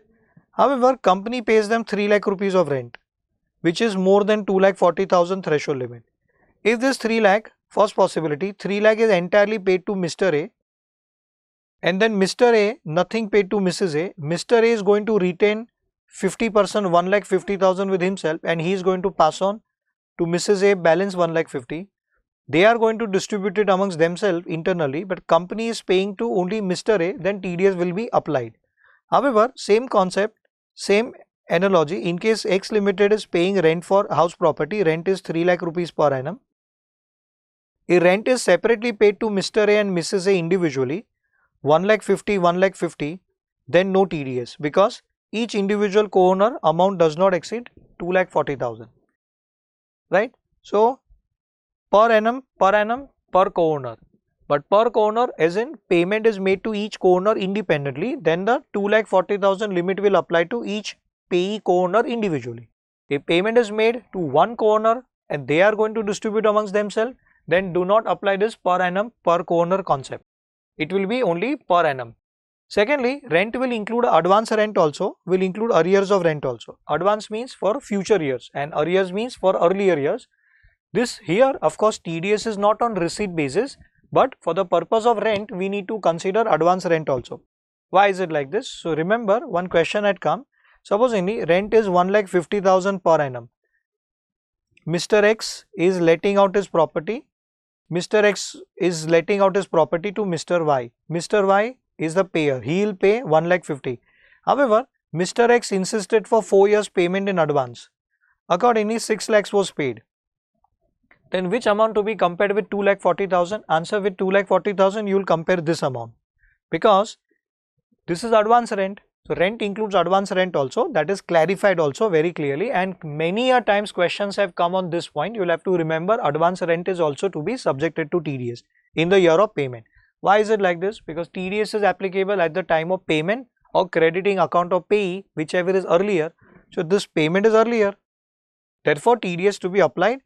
So 2,40,000 simple language is the limit per annum, is not a limit of annual rent. It is not to be compared with the rent of the given year. It is to be compared with the amount paid or amount credited towards rent. Rent of which item? That I will explain you, but before that it will include non-refundable deposit also. there is a circular on this clarifying that refundable deposit, no TDS because it is going to come back to the landlord. But if it is non-refundable deposit which is not going to come back, it will be treated at par with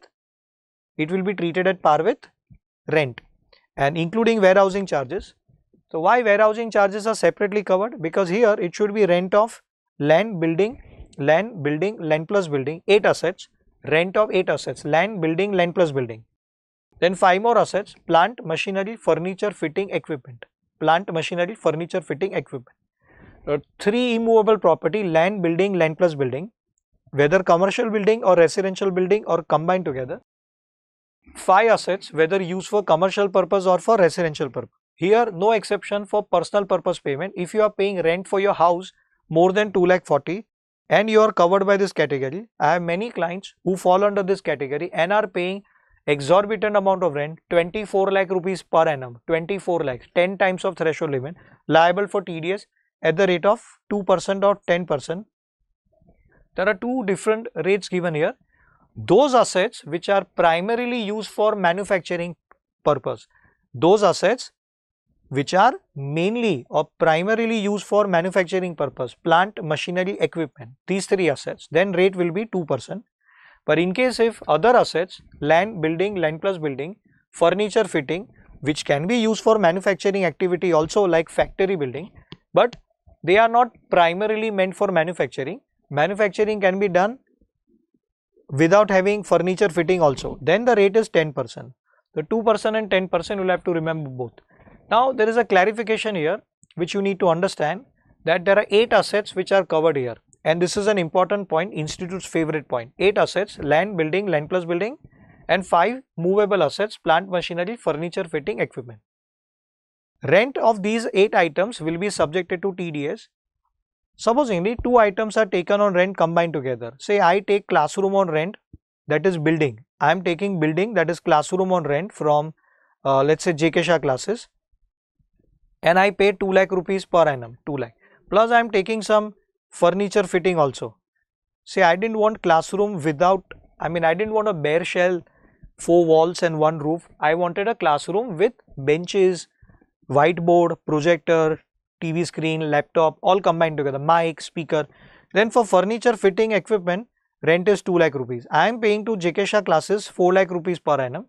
Here the rate applicable is 10%, and for this rent, or let's say plant machinery, I am taking some plant machinery. Machinery I am taking, on which the rate applicable is 2%.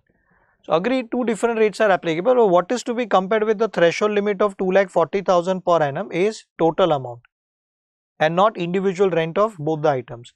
So that clarification is there in the act only. Whether these assets are taken separately or together means through one single agreement or by different agreement. If payer and payee are the same, I am the payer covered by the section noted here, last year's turnover exceeded 1 crore etc. And the payee is JK Shah class. For both the rent, payer is same, payee is same, then TDS will be applicable. For TDS, you will have to take into consideration the final amount, the total amount of rent for both the assets, even though they are liable for TDS at 2 different rates. And exactly same kind of question has come in the exam number of times. So please keep it in your mind. Okay. So 2,40,000 is done, including advance rent, including arrears of rent, including warehousing charges, including non-refundable deposit. Why warehousing charges are separately covered? For a reason. Warehouse is normally not in the nature of building. Here we talked about a rent of land, building, land plus building, and 5 movable assets. What do you mean by building? Building means a permanent structure having 4 walls and 1 roof. That is the minimum requirement. As far as warehouses are concerned, there is either no wall, there are 4 pillars and 1 roof, either that kind of structure is there, or there are walls but there is no roof. Like if you see the warehouse of Maruti Udyog, Maruti Suzuki, then it's a huge ground. It will look like a ground where they park their cars. There is no roof, only 4 walls are there, and that too by way of fencing, not even proper walls. Still it will be called as warehouse, and according to this section, warehouse will be put in the category of building, and accordingly TDS will be applicable. However, just for the sake of your knowledge, remember one thing: whenever there is a bundle of service, bundle of service or bouquet of service, or there is a bunch of service, multiple services are there, then TDS ideally courts have always opined TDS should be under section 194C. Meaning thereby if there are multiple things together, for example apart from rent of warehouse, along with rent of warehouse, if there are other services also provided for which charges are levied and everything is combined together. For example, the warehouse owner provides not only warehouse and charges rent, he provides CCTV camera service, security service, parking facility, pest control service and other services. There is a bouquet of service, then everything will fall under 194C. Then no need to distinguish how much is the rent of warehouse, apply 194I, and how much is the rent of or what is the amount of other services, apply 194J or C. Don't do that.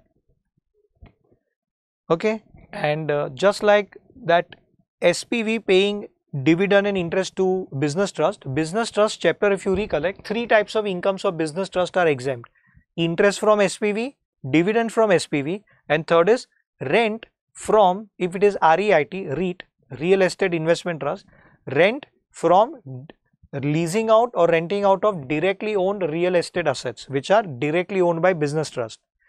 Then no TDS by tenant. Tenant will not deduct TDS because such income is exempt in the hands of business trust being REIT.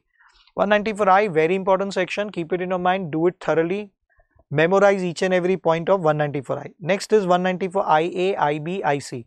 194IA is purchase of immovable property, very important in real life, exam point of view only important.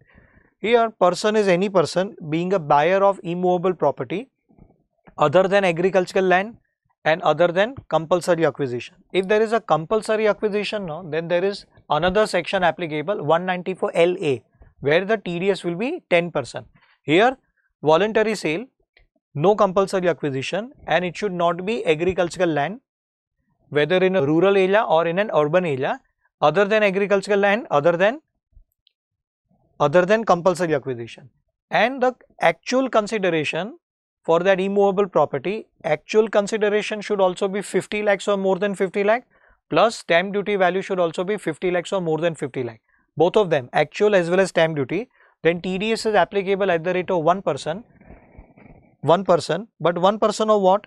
So earlier it was 1% of actual sale consideration. Now Nirmala Sitharaman ji, she made some changes 2 years back. Now 1% on whichever is higher, 1% of actual consideration or 1% of stamp duty value, whichever is higher. 1% of purchase consideration or stamp duty value immovable property, whichever is higher. Tax deduction account number will not have to be applied for this particular section, and there is a separate TDS certificate. TDS certificate is ideally in form number 16A, but here TDS certificate will be in form number 16B instead of 16A, because form 16A has to contain tax deduction account number, 10 number of the deductor, but here 10 number is not required only, therefore TDS certificate will be in a different form. Okay, so purchase consideration as well as stamp duty value both should exceed of the immovable property other than agricultural land and other than compulsory acquisition exceeding or equal to 50 lakh rupees. You will have to remember this thoroughly. Real life, every now and then, every year in our office we have at least 3 to 4 clients who are purchasing immovable property. They are our clients, that's why. Okay, any which ways, immovable property will include not only building, will include land, building, land plus building, whether it is commercial property or residential property, whether it is a flat or a bungalow or a warehouse or godown, shop, showroom, office, anything immovable property.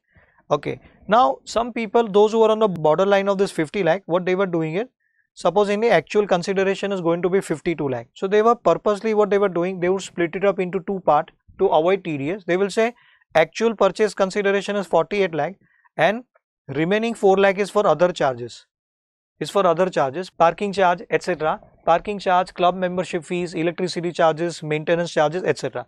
So Nirmala Sitharaman ji carried out amendment and clarified that this will also be considered as part of purchase consideration. Consideration shall include club membership fees, car parking fees, electricity, water charges, water facility fees, maintenance fees, any other similar fees or charges. Now one clarification inserted by Nirmala Sitharaman ji on 23rd July 2024. There was a lot of confusion about this 50 lakh rupees, the threshold limit, whether it should be per payer or per annum or per payee or per property. So answer, now she has put all the controversies to rest. This limit of 50 lakh is per property. It is neither per annum, nor is it per payer, nor is it per payee. If the value of the property, actual as well as stamp duty value, is more than 50 lakhs or equal to 50 lakh, then TDS will be applicable. So if there are two buyers, say value of the property is 60 lakh rupees, value of property is 60 lakh rupee, two buyers, buyer number 1, buyer number 2, both of them are paying 30 lakhs each, husband wife are paying 30 lakhs, then also TDS will be applicable. Or suppose any one buyer, property worth 60 lakh rupees, there are two sellers, seller number 1, seller number 2, and buyer is making payment of 30 lakhs to each, single buyer, then also TDS will be applicable. Or everything remaining same, buyer 1, seller is also 1, amount is value 60 lakh, out of which 30 lakhs is paid in financial year 1 and balance 30 lakhs is paid in financial year number 2. Then also TDS will be applicable. TDS will be applicable in all the situation, whether two buyers, two sellers or two financial years, come what may be, TDS will be applicable. So threshold limit of 50 lakh shall be considered for each property and not for each buyer or each seller. Okay. With that, 194I comes to an end. 194I is an important section and 194IA, this also is an important section, keep it in your mind. TDS certificate will be in form 16B. Okay. Now proceeding further, next is 194IB. 194IB is also an important section in real life. Now what happens is, some people, this is in connection with 194I, rent. 194I, rent exceeding 2,40,000 per annum, but if the payer is a person other than individual HUF, unless individual HUF's turnover last year exceeded 1 crore or 50 lakh rupee. The government came across various situations or various cases where payer is individual, is a salaried person, not having PGBP income last year, and is paying a huge rent. He is paying rent of 24 lakh rupees per annum, rent,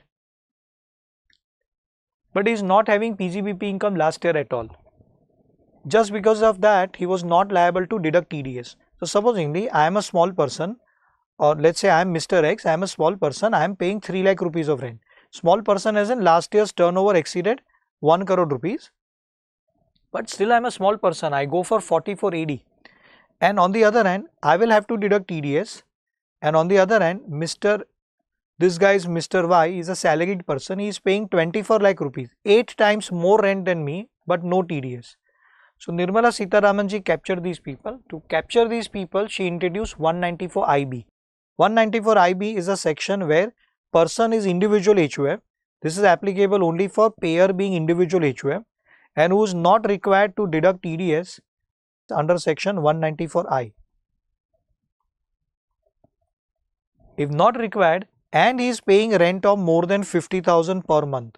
Here the limit is a monthly limit. This is the only section where the limit is monthly limit. Everywhere else it is yearly limit. 194IA preceding section, it was limit per property, not the annual limit. All other sections annual limit, and this section 194IB monthly limit. Here individual HUF, payer should be individual HUF not covered by 194I, and paying rent for land, building, land plus building of more than 50,000 to any resident will have to deduct TDS under this section. Up to 30th September 5%, and now 1st October 2024 onwards 2%. This is an important point you will have to remember. Amendment made, therefore it becomes further more important. Here also, just like 194IA, tax deduction account number, TAN number not required. TDS certificate will be in form number 16C. Okay. Here, unlike 194I, first of all you need to understand, in 194I, payer could be anybody. Here payer has to be individual HUF only. Secondly, in 194I, it was rent of 8 assets: land, building, land plus building, plant, machinery, furniture, fitting, equipment. Here rent of only 3 things: land, building or land plus building. Whether commercial property or residential property, even if it is residential property, then also TDS will be deductible. No exclusion of personal purpose rent. Rent of each and everything will be subjected to TDS. However, normally tax is deductible either at the time of payment or at the time of crediting account of payee, whichever is earlier. Here same rule applies but with a slightly different way. Though the limit is on a monthly basis, please understand it is not 6 lakhs per annum. That is not the limit. Limit is not 6 lakhs per annum. Here it is 50,000 per month. So if rental agreement is entered into in January 25, January, February. So in the current year, rent is paid only for 3 months. And the rent is, for example, 60,000 per month, 60, 60, 60, 1,80,000. Other conditions are all satisfied. Payer is individual HUF not required under 194I. Rent is more. It is not exceeding 6 lakhs, but it is exceeding 50,000 per month. TDS will be applicable because of this limit. Be careful. I have seen many people who unknowingly end up applying annual limit because they are used to of applying annual limit just the way applicable for other sections, but everywhere else it is annual limit. For this section it is monthly limit. So please be very careful. Okay. Here TDS is applicable at the time of payment or credit, whichever is earlier, but at the time of payment of the rent of last month of the financial year, March month, or at the time of crediting the rent of the last month of the financial year. Payment or credit of the rent of March 25, last month of the financial year.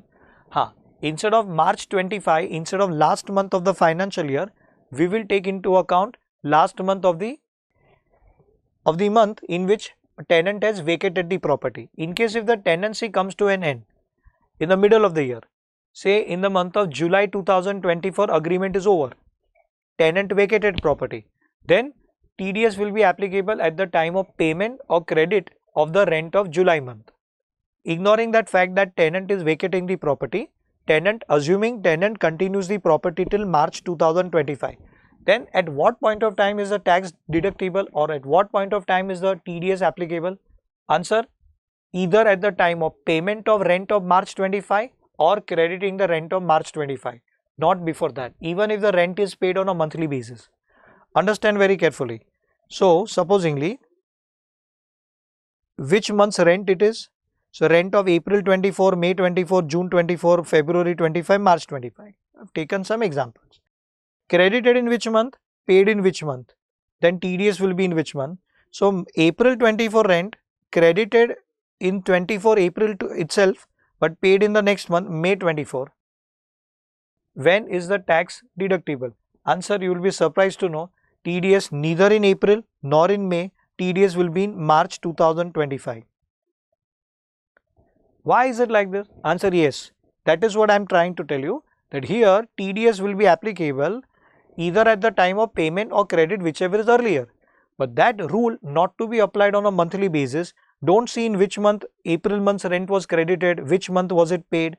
Don't look at it. TDS will be at the time of payment or credit of the rent of March month. Is March month's rent paid right now? Answer: no. When is it paid? Answer: rent of March month is paid in the month of March. Then TDS will be applicable for the whole year in the month of March only. For May 24, rent is credited in May 24, paid in June 24. TDS will neither be in May nor in June. TDS will be again in March 2025. June month's rent is credited in June 24, paid in July 24. Still TDS will be in the month of March 25. February 25's rent is credited in February 25, paid in March 25. Still TDS will be in March 25. And March 25's rent, this is the ultimate thing. March 25 rent is credited in March 25, paid in April 25. Now here you decide whichever is earlier. The answer earlier is March 25. TDS will be in March 2025. If you want to take a screenshot for 194 IB, you can pause the video and do the needful. But just one small thing I would like to bring to your notice. In the same example, if the rent is not paid on a monthly basis, rather than paying on a monthly basis, many people have, advance rent system, pay the rent in advance for 11 months. In such situation, if whole year's rent is paid together, everything is paid in the month of, at the beginning, everything is paid in the month of May 2024. Agreement started from May. May is the first month, and at the beginning only rent of all 12 months is paid. Then TDS for each and every month, or TDS for the whole year, will be in May 2024. Why? Reason, payment or credit whichever is earlier, but not payment or credit of first 11 months rent. We have to see only and only payment or credit of whichever is earlier of the rent of March month. Rent of March month is paid right now in May 24. That's it. TDS will be in May 24. So that is the situation. Everything to be seen in the at the time of payment or credit of rent of March month. Next, in case of the provisions of section 206 AA, that is payment in case where the permanent account number of the payee is not available, then TDS under 194 IB shall not exceed the rent of the last month of the previous year or the last month of the tenancy, as the case may be. What does this mean? Let's try to understand. Suppose any rent is 60,000 per month into 12 months. Total rent becomes 7,20,000, 7.2 lakh. At what rate is the TDS applicable? TDS is applicable at the time of March month. Suppose any rent is paid on a monthly basis. Rent of March month is also 60,000. Rent of March is 60,000. Now TDS, when it comes to TDS, TDS is to be applied on the rent of the whole year on the last moment. TDS will be at the rate of 2%. TDS will be 14,400. TDS will be 14,400. However, according to section 206 AA, TDS shall be at the rate applicable, that is 2% without a PAN number of payee, or at the rate of 20%. If I apply 20%, whichever is higher, then at the rate of 20%, TDS will be 1,44,000, whichever is higher. So 1,44,000, no problem. TDS will be 1,44,000, but then 1,44,000, how do I adjust? I already finished paying rent of first 11 months. Now what I am supposed to pay to payee, what I am supposed to pay to the landlord, the owner, is only the rent of March month, which is 60,000. Then how do I manage 1,44,000? Then it says the TDS in such situation shall not be 1,44,000. It shall be restricted to rent of last month of the financial year or the last month of the tenancy, as the case may be. That's an important point. Keep it in your mind, right? Now the next section is 194 IC. 194 IC is not that important. It is applicable in case of transfer of immovable property, land, building or land plus building in connection with redevelopment or joint development of property, covered by section 45 subsection 5A of capital gain chapter, which we had already done in capital gain chapter. This section was also discussed by us in that chapter, but repeating it again. Payer any person. Let me give you one example for this before we start with this. 194 IC. So what happens is, there is somebody called Mr. X. He acquired the flat in this old dilapidated building in financial year, let's say 17-18 for 100 lakh. Now in 2021-22, society, everyone in the building, they agreed that let's redevelop this property.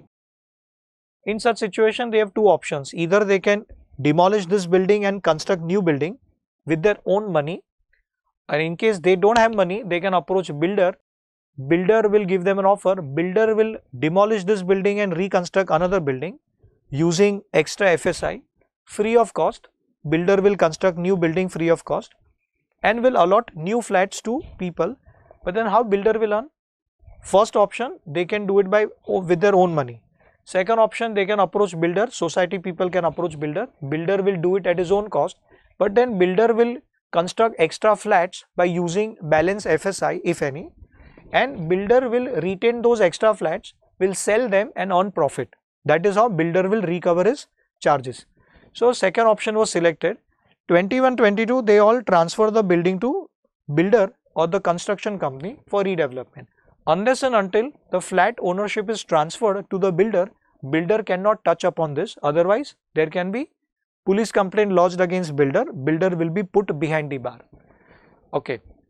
So on paper it is transferred. So technically acquired in 17-18, transferred on paper in 21-22. Period of holding is 5 years. Now the indexation is no more allowed. So it doesn't matter. But supposingly indexation was allowable, then indexation would have been from 17-18 till 21-22. Why are we calculating? We are calculating right now, even though indexation is not allowed, we have to at least decide now long term or short term capital gain. That's why we have to come to some conclusion. Now builder will construct new building and builder will receive CC certificate, construction completion certificate from municipality, local authority, or you say competent authority. That happens in 24-25. That happens in 24-25. So government introduced 45(5)(a) in capital gain chapter, stating that in such situation, for the Mr. X, he will be deemed to have acquired in 17-18 and sold in 21-22, but capital gain arising will be taxable in 24-25, the year in which CC certificate is received by builder, either for the whole property or CC certificate for that much part of the property which is to be allotted to Mr. X. Okay, so taxability year will be 24-25, but what is the sale consideration of this old flat? Sale consideration is missing. Purchase consideration or cost of acquisition is known to us, 100 lakhs, that is given here.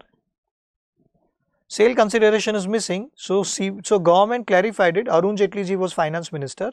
In 45(5)(a), government clarified entire system, entire procedure. Sale consideration will be deemed to be equal to the value of the new flat. Value means stamp duty value. Stamp duty value of the new flat, plus if builder has given any compensation in cash, we don't use the word cash. Instead of cash, government says the sale consideration of the old flat will be equal to two things: stamp duty value of the new flat, which is allotted free of cost, plus any compensation or consideration other than in kind. Consideration other than in kind means cash. So say builder gave him new flat, plus builder gave him some check of 80 lakh rupees. The stamp duty value of the new flat is 600 lakhs. No TDS on that component, but whatever is a cash component, that is other than in kind, 80 lakhs in this example, there will be TDS 10% by builder. Sale consideration of the old flat will be 680 lakhs, total of 600 plus 80. However, TDS will be only on cash component 80 lakhs. So consideration other than in kind. Other than in kind means out of 680 lakh compensation, 600 is in kind, new flat, and 80 lakh is other than in kind for acquisition of immovable property under redevelopment project referred to in 45(5)(a), payable to any resident 10% TDS. Up till now only 1 or 2 questions have come and both were very straightforward and simple. 194J is a very important section from exam perspective as well as real life. 194J applies on payment for 5 things here.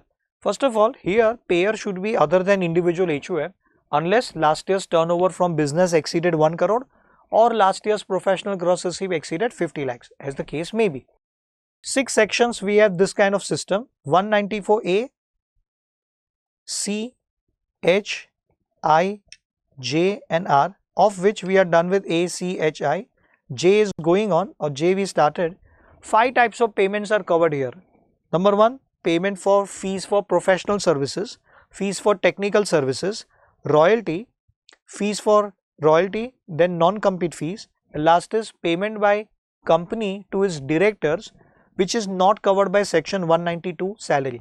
5 types of payment. However, out of these 5 payments, individual HUFs are required to deduct TDS only from the first 2 payments.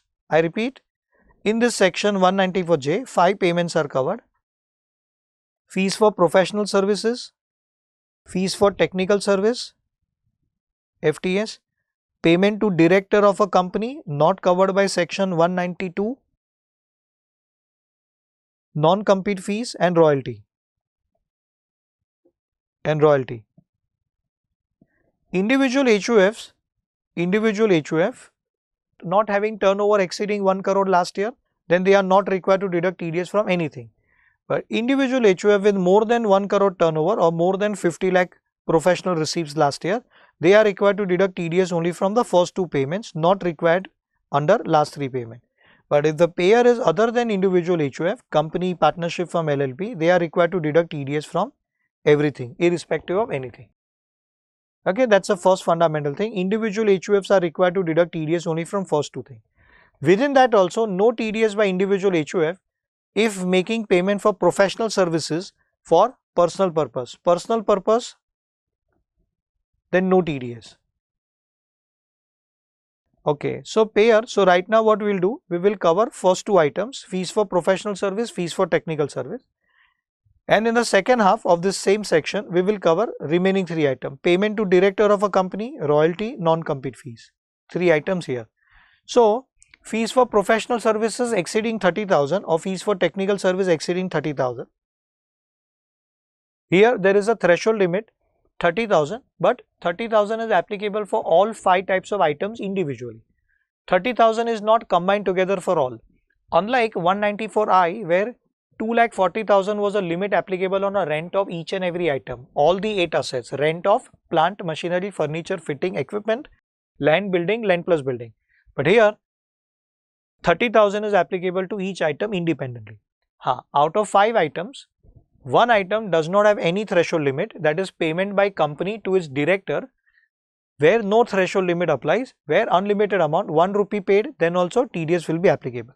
Any person payer other than individual HUF unless last year's sales turnover exceeded 1 crore or 50 lakh from business or profession, making payment to any resident, then TDS will be applicable. However, 10% TDS or whatever is the rate. However, no TDS on personal purpose payment for professional service fees. For professional service, no TDS on personal purpose. First of all, individual HUFs are required to deduct TDS only from first 2 items. Out of first 2 items also, personal purpose is an exception only for first item, fees for professional services, not applicable for others. From these items, individual HUFs are not required to deduct TDS, and from this item, no TDS for personal purpose payment. Okay.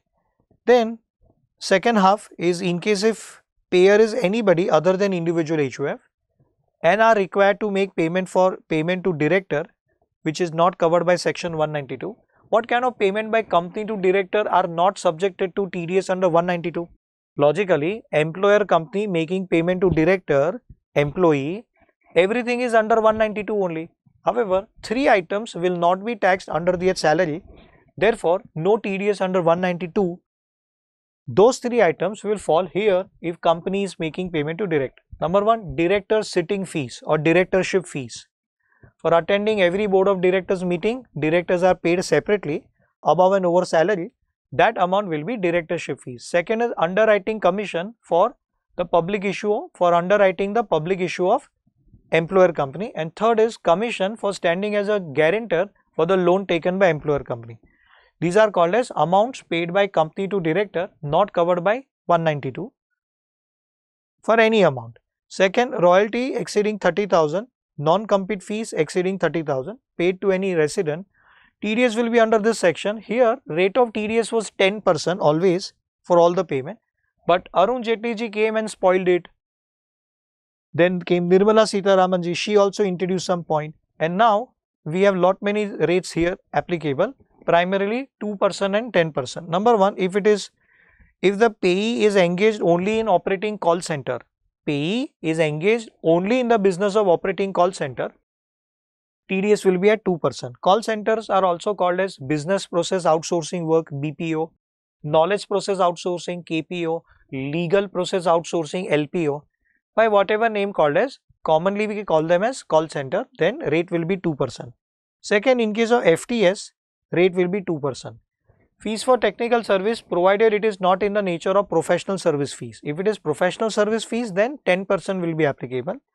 And if it is royalty in connection with cinematography film, then 2%.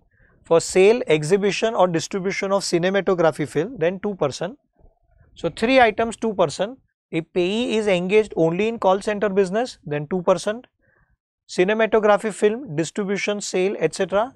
2%. And FTS 2%, provided FTS is not in the nature of professional service fees.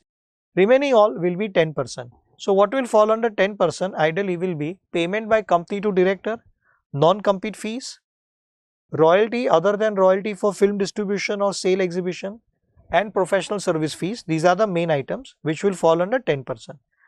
Okay, then what do you mean by professional services? So that is not clarified, but professional services would ideally mean services provided by notified professional people. Professional people are notified under 44AA subsection 1 read with rule 6F of income tax rules, whereby 11 types of people or 11 professions are considered as profession. Profession of accountancy, law, medicine, engineering, architecture, information technology, representative assessee, company secretary, etc. what we studied in PGBP chapter. Apart from these 11 given in 44AA, CBDT issued a circular in 2008, 21st August 2008, CBDT issued circular clarifying that 11 more people were added to the bandwagon. That payment to these 11 people will also be considered as payment to sportsman or payment for professional services. Number 1, payment to any sportsman, sports columnist, umpire, coach, referee, trainer, team physician, physiotherapist, coach, referee, anchor, event manager. But anchor and event manager and all these people in connection with the sports. Then institute asks one question. So first of all, as per CBDT circular, payment to these 11 people which were subjected to TDS earlier under 194C, like BCCI making payment to Sachin Tendulkar, TDS was always under 194C. Now TDS will be under 194J because these people will also be called as professional people.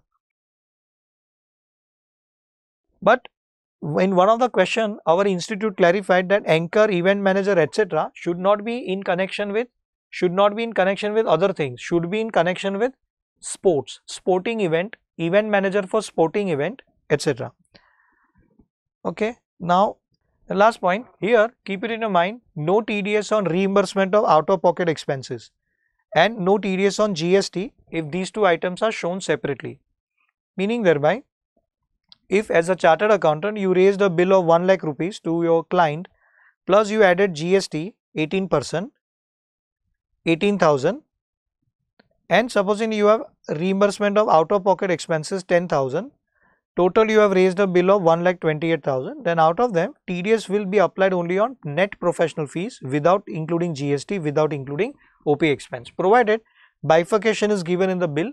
These three items are shown separately. If bifurcation is not given, then TDS will be applied on the entire amount, gross amount 1,28,000. With that, 194J comes to an end. Now the next is section 194K.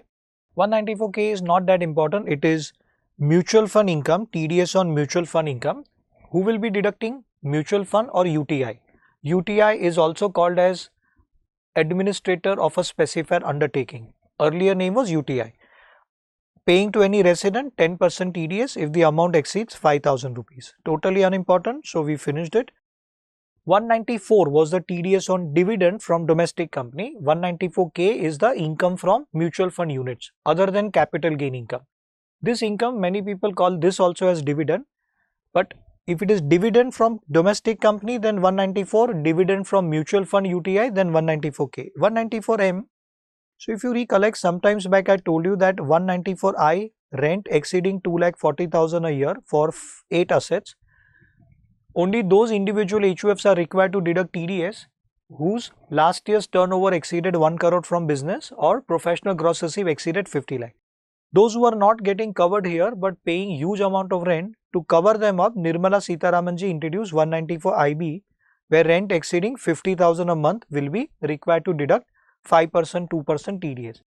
On the same lines, for 194C, 194H and 194J, these three sections, contractor, contract payment exceeding 30,000 one-time payment or exceeding 1 lakh rupee for the whole year, 194H exceeding 15,000 and 194J exceeding 30,000, professional service fees payment. This is commission, this is professional services, this is contract charges. Here TDS is required by individual HUF only if last year's turnover exceeded 1 crore, etc. Now there were many individual HUFs who were found to be making payment much exceeding the limits or threshold limits given here, paying in lakhs of rupees. Supposingly, there are people who pay contractor for renovation of their office, they were paying more than 50 lakh rupees also, crores of rupees they pay. I have seen many people like that, but they were not liable to deduct TDS because they were not having business profession last year or not having business profession with turnover exceeding the threshold limit. So to cover them up, Nirmala Sitharamanji introduced 194M single section where the threshold limit is 50 lakh. Paying more than 50 lakh rupees, again applicable just like 194IB, this also applies only to individuals or HUF. Individual HUFs who are not required to deduct under these three sections will be covered here if the payment is more than 50,000. TDS rate was 5%, now brought down to 2% with effect from 1st October 2024. Individual HUF other than those who are required to deduct under 194C, H or J, making payment for work, that is 194C, or commission brokerage 194H, or fees for professional services 194J, more than 50 lakhs. However, here what is covered is, as far as 194J is covered or is applicable, out of 5 payments covered by 194J, here only one thing is covered: payment for fees for professional services. Fees for technical service and other items are not covered here. Making payment to any resident but exceeding 50 lakh rupees, a very big amount of threshold limit, will have to deduct 5% or 2% with effect from 1st October 2024. This is an important section. Where to apply this? So answer: whenever a question comes on these 3 sections, C, J or H, at that time, if the payer is individual HUF and the amount is more than 50 lakh and payer is not required to deduct TDS under these 3 sections, then you will have to mention about this section. So please be careful about it. Next is 194N, cash withdrawal from bank account. Payer will be bank, any bank, Indian bank, foreign bank, anybody. Whether it is withdrawal from savings account, current account, or savings plus current, or RD account, or any other account. If person is withdrawing cash exceeding 1 crore rupees in a year from one or more than one bank account, whether savings, current, RD or any bank account, withdrawal in cash of more than 1 crore rupees, then first 1 crore no TDS, and amount exceeding 1 crore 2% of the amount of withdrawal exceeding 1 crore. Here the limit is qualifying limit and not the threshold limit. However, for those people who have not filed IT return of all the last 3 previous years, those people who have not filed IT return of all the last 3 previous years and the due date has expired to file the return, due date given in 139(1), then for them the limit is slightly different. Then no TDS on first 20 lakhs, no TDS, above 20 lakh up to 1 crore, the percentage will be 2%, TDS 2%, and above 1 crore TDS will be at the rate of 5%. So those who have filed IT return, for us, first 1 crore no TDS 0, more than 1 crore TDS will be 2%, and those who are non-filers, for all the last 3 preceding previous years, TDS first 20 lakhs no TDS, above 20 lakhs up to 1 crore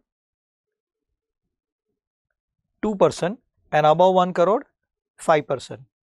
So here above 1 crore for normal person will be 2%, but here above 1 crore will be 5% for person who has not filed IT return of all the last 3 previous years and the due date has expired to file the IT return.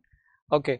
Now instead of 1 crore, both the places 1, 2 and 3, wherever there is 1 crore, 1 crore should be replaced by 3 crores.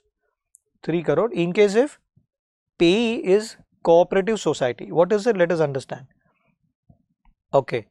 And then there are some exceptions. No TDS if the person withdrawing the cash is government.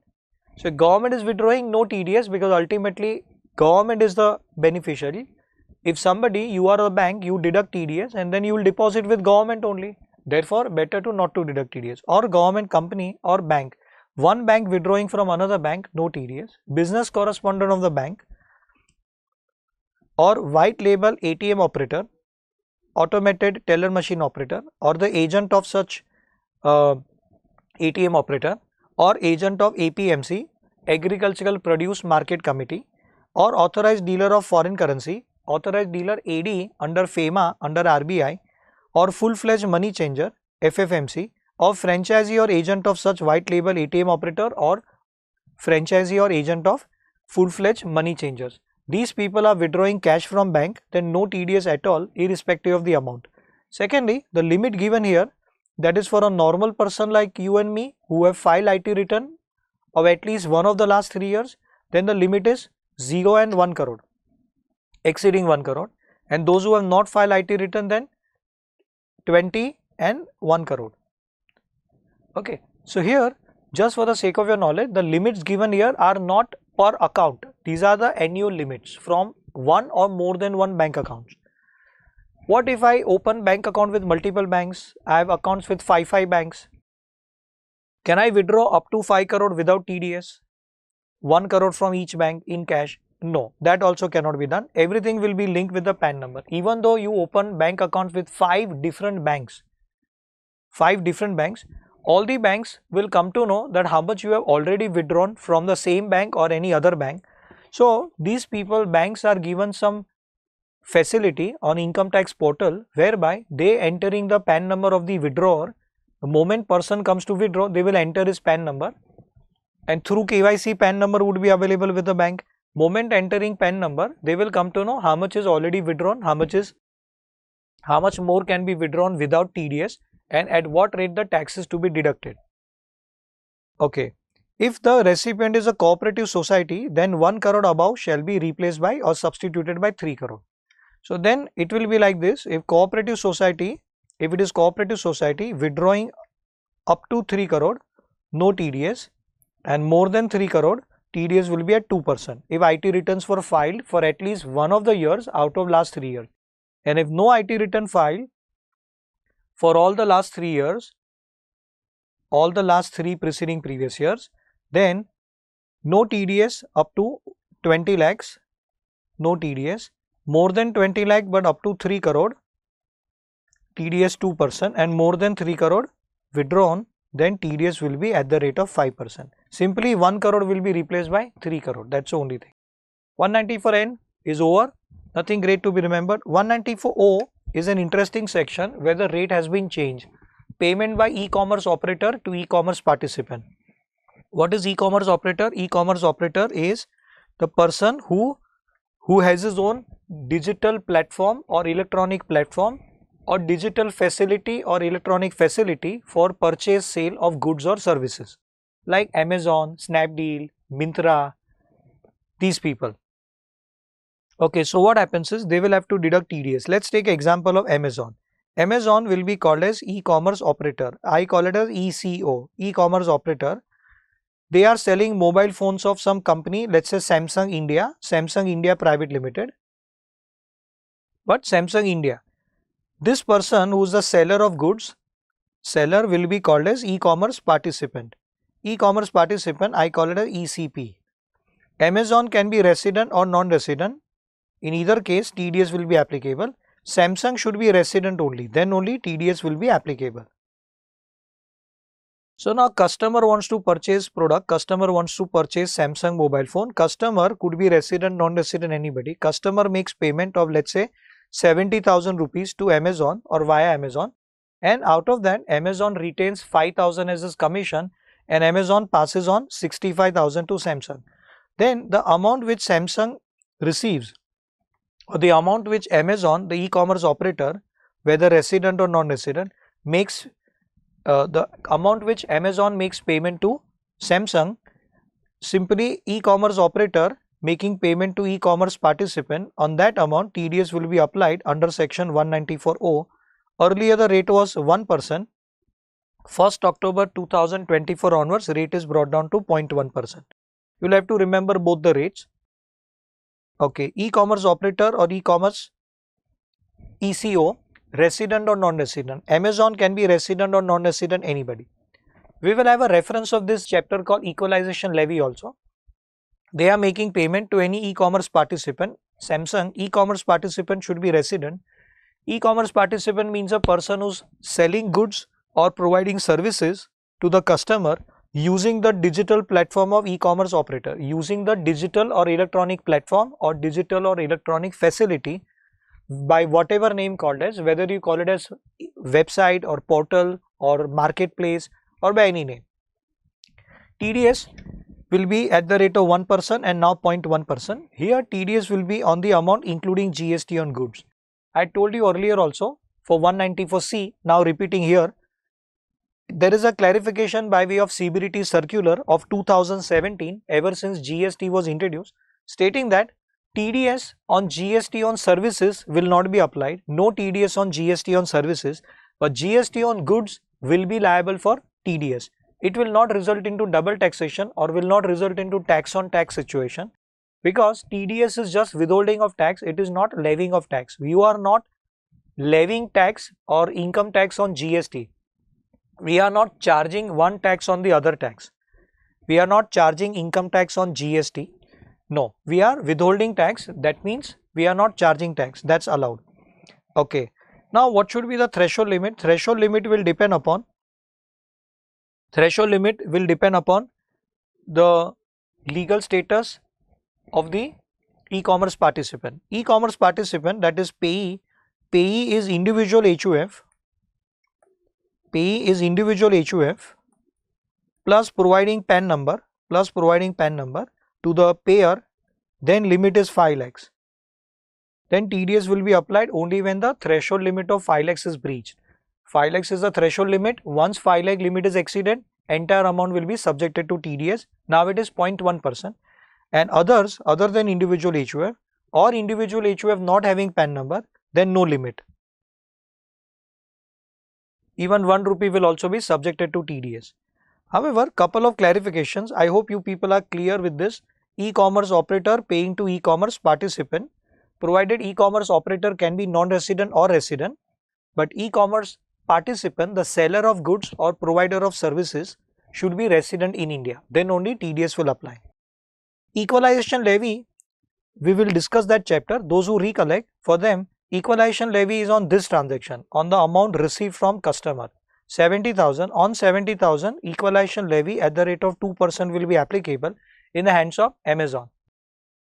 TDS under 194.0 is also on Amazon. Amazon has to deduct, and this 2% equalization levy is also on Amazon, the e-commerce operator. However, for this purpose, e-commerce operator should be non-resident only, and for TDS purpose, e-commerce operator can be resident or non-resident, either of them. However, this 2% equalization levy is now deleted, so no need to study. Those who can't recollect is absolutely fine. Payment by e-commerce operator to e-commerce participant for sale of goods or provision of services by e-commerce participant facilitated by e-commerce operator through his digital or electronic facility or digital or electronic platform, by whatever name may it be called as. Threshold limit will be 5 lakh if e-commerce participant is individual or HUF and furnishes PAN number or Aadhaar number, or no limit, that is any amount if in any other case. Okay, couple of clarifications. First of all, government has clarified, which the matter did not come up in the minds of government, later on they clarified. They said e-commerce operator means person who's having digital platform or website or portal, or you call it as facility. Now the question is, what will happen in case if there is some payment gateway involved in the picture? So when customer makes payment to Amazon, customer will make online payment. Online payment can be made using services of payment gateway. Payment gateway like Google Pay, WhatsApp Pay, Paytm, MobiKwik, Bharat Pay, Phone Pay. There are more than 26 payment gateways available in the country. So what if payment gateway, what is the status of them? The payment gateway is also one type of e-commerce operator. They are also facilitating service, they are facilitating payment service for customer. In such situation, customer makes payment to payment gateway through his bank account, and payment gateway makes payment to Amazon, and then Amazon makes payment to Samsung. So there are 4 people involved, and there are 2 e-commerce operator involved in the same transaction. So CBDT had to clarify, understand, customer making payment to payment gateway, PG making payment to e-commerce operator making payment to e-commerce participant. So there are 2 transactions where e-commerce operator is involved. Payment gateway is also one type of e-commerce operator. This transaction will also be subjected to TDS, and this transaction will also be subjected to TDS. There can be double TDS on the same transaction.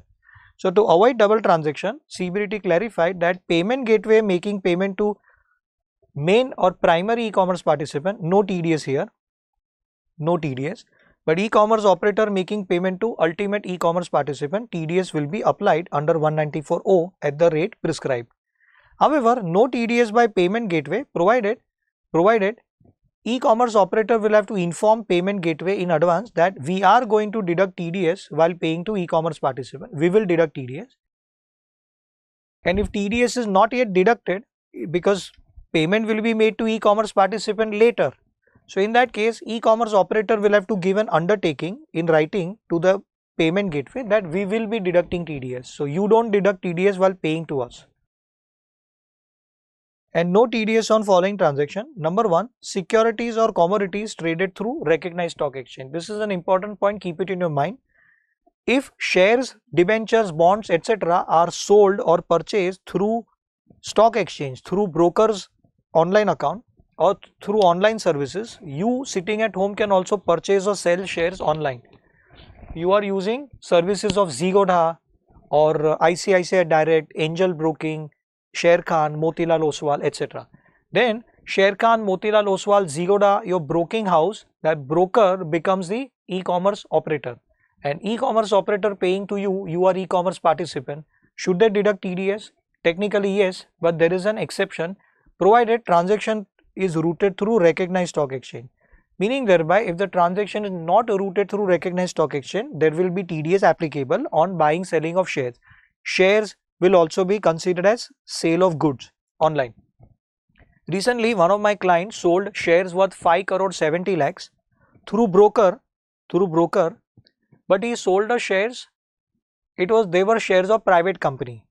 So the transaction did not take place through recognized stock exchange. In such situation, broker deducted TDS, but broker had to deduct TDS, but it was not this section, it was some other section, section 194Q. So there is a clarification later on that if there is a clash between this online transaction, this also, and 194Q, then other section will prevail. We will discuss about it. So no TDS on securities or commodities which are traded through recognized stock exchange, or electricity or energy certificate, renewable energy certificate or energy saving certificate, which are traded through again some exchange called power exchange. In India, we have one exchange called IEX, which is power exchange. Okay, then some points to be noted. If the payment of e-commerce transaction is facilitated through payment gateway, who happens to be one type of e-commerce operator, then CBDT issued a circular clarifying that payment gateway shall not deduct tax under 194O while making payment to the main e-commerce operator. So customer makes payment to payment gateway makes payment to e-commerce operator, and e-commerce operator makes payment to e-commerce participant. So payment gateway shall not deduct TDS if main e-commerce operator, that is Amazon, has already deducted tax or going to deduct tax under this section while paying to e-commerce participant. And if they are going to deduct TDS, then we'll have to furnish an undertaking to the payment gateway. Undertaking will have to be furnished in both the situation, even if tax is already deducted then also and not deducted then also. Why are we discussing it? Question came in the exam on this point, on transaction routed through payment gateway. And second point also question came, keep it in your mind, direct payment by customer to the e-commerce participant without routing it through e-commerce operator, then also will be considered as payment by e-commerce operator to the e-commerce participant, and accordingly TDS will be applicable. So sometimes what happens is, sometimes hypothetically, say I am the service provider, Nihit sir, I am the service provider, I sell my lectures online.jksc.com or YouTube, they become the service provider. Now when the lectures are uploaded on YouTube, we don't get any payment, but in case if the lectures are sold through online.jksc.com, online.jkshahclasses.com, then they are the e-commerce operator. And then there is a student who is the customer. Student makes payment here, these people make payment to us, okay, after deducting commission or whatever. However, for a particular thing, lectures are booked by student online on their portal online.jkshahclasses.com, but for particular thing, suppose any student makes payment to Nihit sir directly, say 1200 rupees are paid separately for purchase of book, hard copy of book, or maybe say pen drive is purchased for 1000 rupee, pen drive is purchased. Hypothetical example, we don't do all these things, but hypothetically, then in that case, that payment which is made by customer to e-commerce participant directly will be considered as routed through e-commerce operator, and e-commerce operator will have to deduct TDS. This is something very strange, especially in a case when e-commerce operator doesn't come to know about this transaction, hypothetically. Then, but it's been clarified, direct payment by customer to e-commerce participant will also be liable for TDS. 194P, it's a nonsense section, question already came when it was introduced. 194P says that this is the facility for senior citizens. It is applicable for specified senior citizen. Specified senior citizen means a person who is resident in India plus he is 75 or more than 75 years of age, not 60, 75, not even 80, 75. And this person, let's say Mr. A is a retired person, is receiving pension from his ex-employer, X Limited, where he was working earlier. Now this pension is credited in a particular bank account, credited in, let's say, Bank of Baroda, BOB, in a particular account. Then on pension, TDS is never deducted under 192. Though pension is taxable under the salary, taxable as per slab rates, old scheme, new scheme, whatever, but pension is not liable for TDS. Employers don't deduct TDS. Say 6 lakh rupees is the pension. Apart from that, Mr. A has some interest arising from this account, from the same account, interest on FD, interest on savings account, interest on RD account. Total income of Mr. A, net taxable income hypothetically is 12 lakhs. Then for 12 lakh rupee of income, if TDS is not deducted, then Mr. A will have to pay tax from his own pocket, advance tax or self-assessment tax, and he will have to take the trouble of filing IT return. Therefore, 194P is provided that pension may be received by Mr. A from X Limited. But then also this bank will be called as a specified bank. It is the authorized bank. Specified bank can deduct TDS on this pension also, which bank is not paying him, which is received from third party ex-employer, and interest is coming from Bank of Baroda. This interest on both the incomes combined together, Mr. A should not have any other income, only these two incomes, any kind of interest from the same bank in which pension is credited, plus he should be receiving pension. Then specified bank in which pension is credited, Mr. A can furnish form number 12BA physically, 12BAA, he can furnish in a physical format and can declare all his income to the bank, and bank will deduct TDS under 194P on the total income after giving all chapter 6A deductions under new scheme, old scheme, whatever chosen, and after considering rebate under 87A. Bank will deduct the TDS on the total income, provided senior citizen has furnished form number 12BAA to the bank and declared all his income. Then IT return will not be required to be filed separately. No IT return required, no ROI required. Bank will do the needful. Very stupid section. It was introduced for facilitating such people. However, how many such people will be there in this country who are still earning income, who are 75 and above and are receiving pension? Most of them, in case the businessman, then this facility not available. Only to retired people who are still receiving pension and are not receiving any other income other than two incomes, pension and at the max interest from the same bank in which pension is credited. Deductor will be specified bank, that is banking company notified by central government in which pension is credited.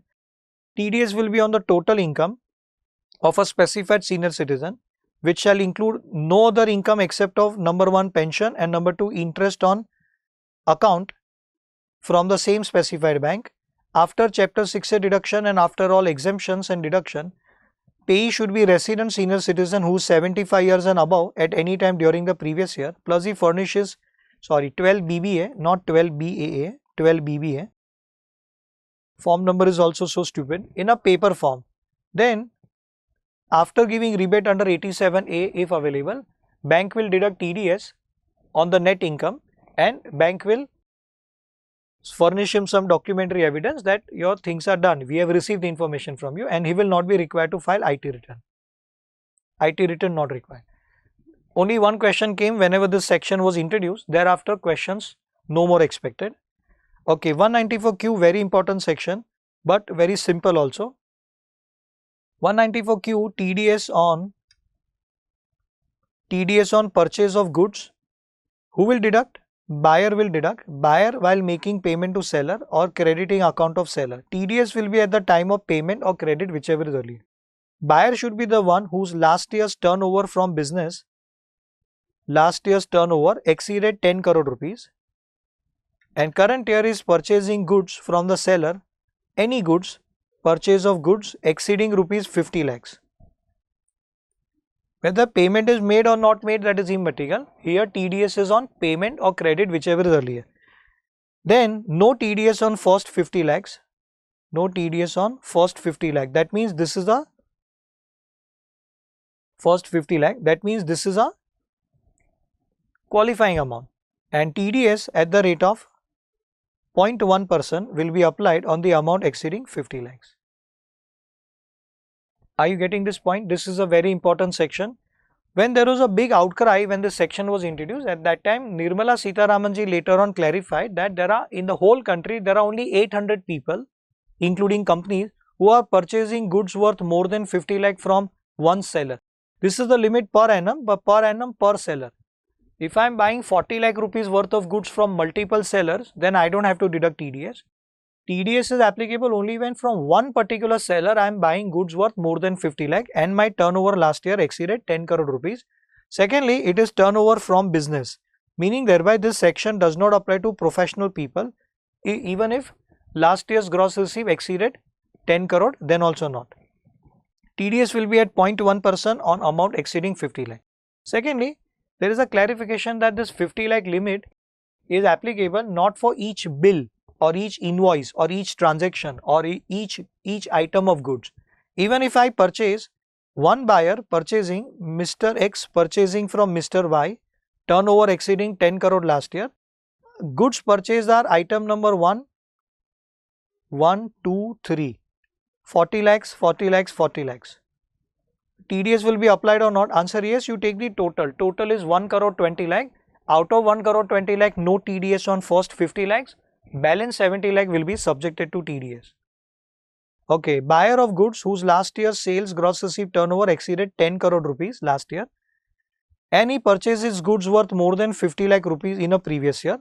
Here, if you recollect 194 IA, immovable property where actual purchase consideration should have exceeded 50 lakhs or equal to 50 lakh plus stamp duty value should have also been more than or equal to 50 lakh. Here there is no concept of comparing actual amount with fair market value. Fair market value not to be taken into account, but here excluding GST on goods. Now this point, bracketed wording, I have highlighted it also. This was introduced by CBDT by issuing circular. Ideally, in the whole chapter of TDS, TDS is not to be applied on GST on services, but TDS is to be applied on GST on goods. TDS is to be applied on GST on goods also.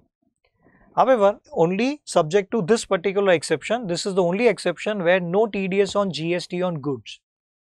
Okay, this is a bit off the track, keep it in your mind. No TDS on goods imported into India or exported out of India. That means TDS will be applied only on domestic transaction, domestic purchase or sales. Making payment to resident seller for purchase of goods exceeding 50 lakh rupees, 0.1% of the TDS on the amount exceeding 50 lakh, no TDS on first 50 lakhs per annum per seller.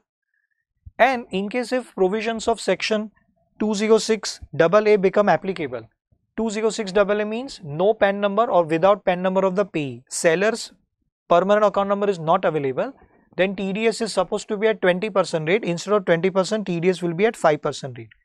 So ideally 206AA says that without PAN number of the payee, TDS should be at the rate applicable 0.1% or 20%, whichever is higher.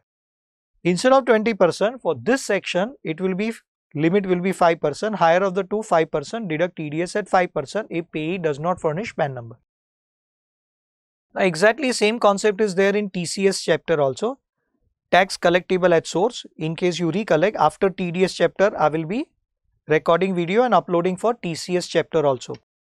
Buyer is supposed to deduct TDS under 194Q with a limit of more than 10 crore turnover last year from business. Seller is also liable on the same transaction, everything remaining same. Seller is subject to collect tax at source under 206C subsection 1H with the same parameter and same rate. If both of them become applicable, then what to do? Buyer's turnover also exceeded 10 crore, seller's turnover also exceeded 10 crore last year. For TCS chapter 206C 1H, seller's turnover should have exceeded 10 crore last year. For 194Q, buyer's turnover should have exceeded 1 crore last year. Then what to do? then answer 194Q will prevail over 206C1H. So if both become applicable, 194Q also and 206C1H also, then TDS will be under 194Q, not under 206CH. And there is a clarification that no TDS in case if tax is deductible under other sections. If tax is deductible on the same under other section, then TDS shall not be deducted under this section.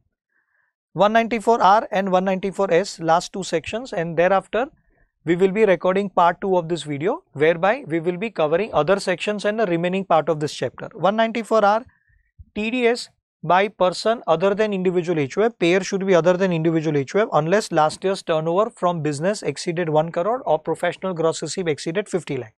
6th section 194A, C, H, I, J and R, this is the last one where it will be like this. Making payment to any resident for any benefit or perquisite. But benefit or perquisite exceeding 20,000 per annum, it should be benefit perquisite in connection with the business profession of the payer. Meaning thereby, if the benefit perquisite given is in a personal capacity, wedding gift etc., then no TDS. Whether the benefit perquisite is in cash or in kind, and if it is in kind, then TDS will have to be just like 194B, 194BA, winning from lottery, crossword puzzle. Here also, if the benefit perquisite is in kind or in cash and kind combined together, and the kind component or the cash component is not enough to meet TDS liability on entire amount, then payer will have to see to it that he collects TDS amount separately from payee, or payer will have to ensure that tax is deposited with government. Government wants to safeguard his interest. If whether it is in cash or in kind, or partly in cash, partly in kind, and secondly whether it is convertible into money or not.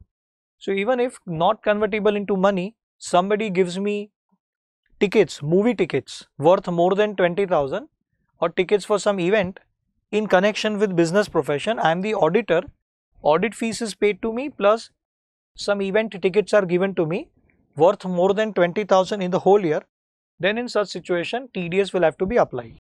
10% on the total value of benefit perquisite, including GST or excluding GST. So answer here, CBDT issued circular in the form of FAQs, frequently asked question, where here also CBDT clarified excluding GST.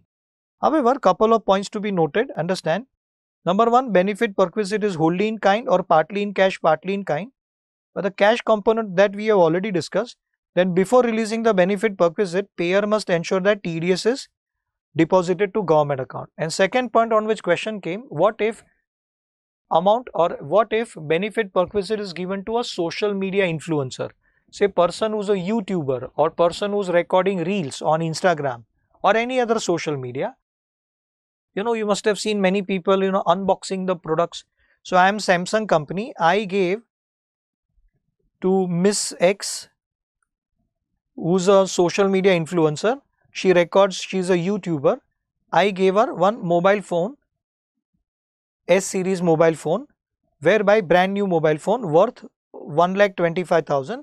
She will be unboxing it and she will be recording video for this, and then she will be uploading. Whether this 1.25 lakh should be subjected to TDS by Samsung under this section or not. So answer two possibilities, CBDT clarified. If this product after unboxing and after recording video, product is to be returned back, then no TDS. If product is to be returned back, then no TDS.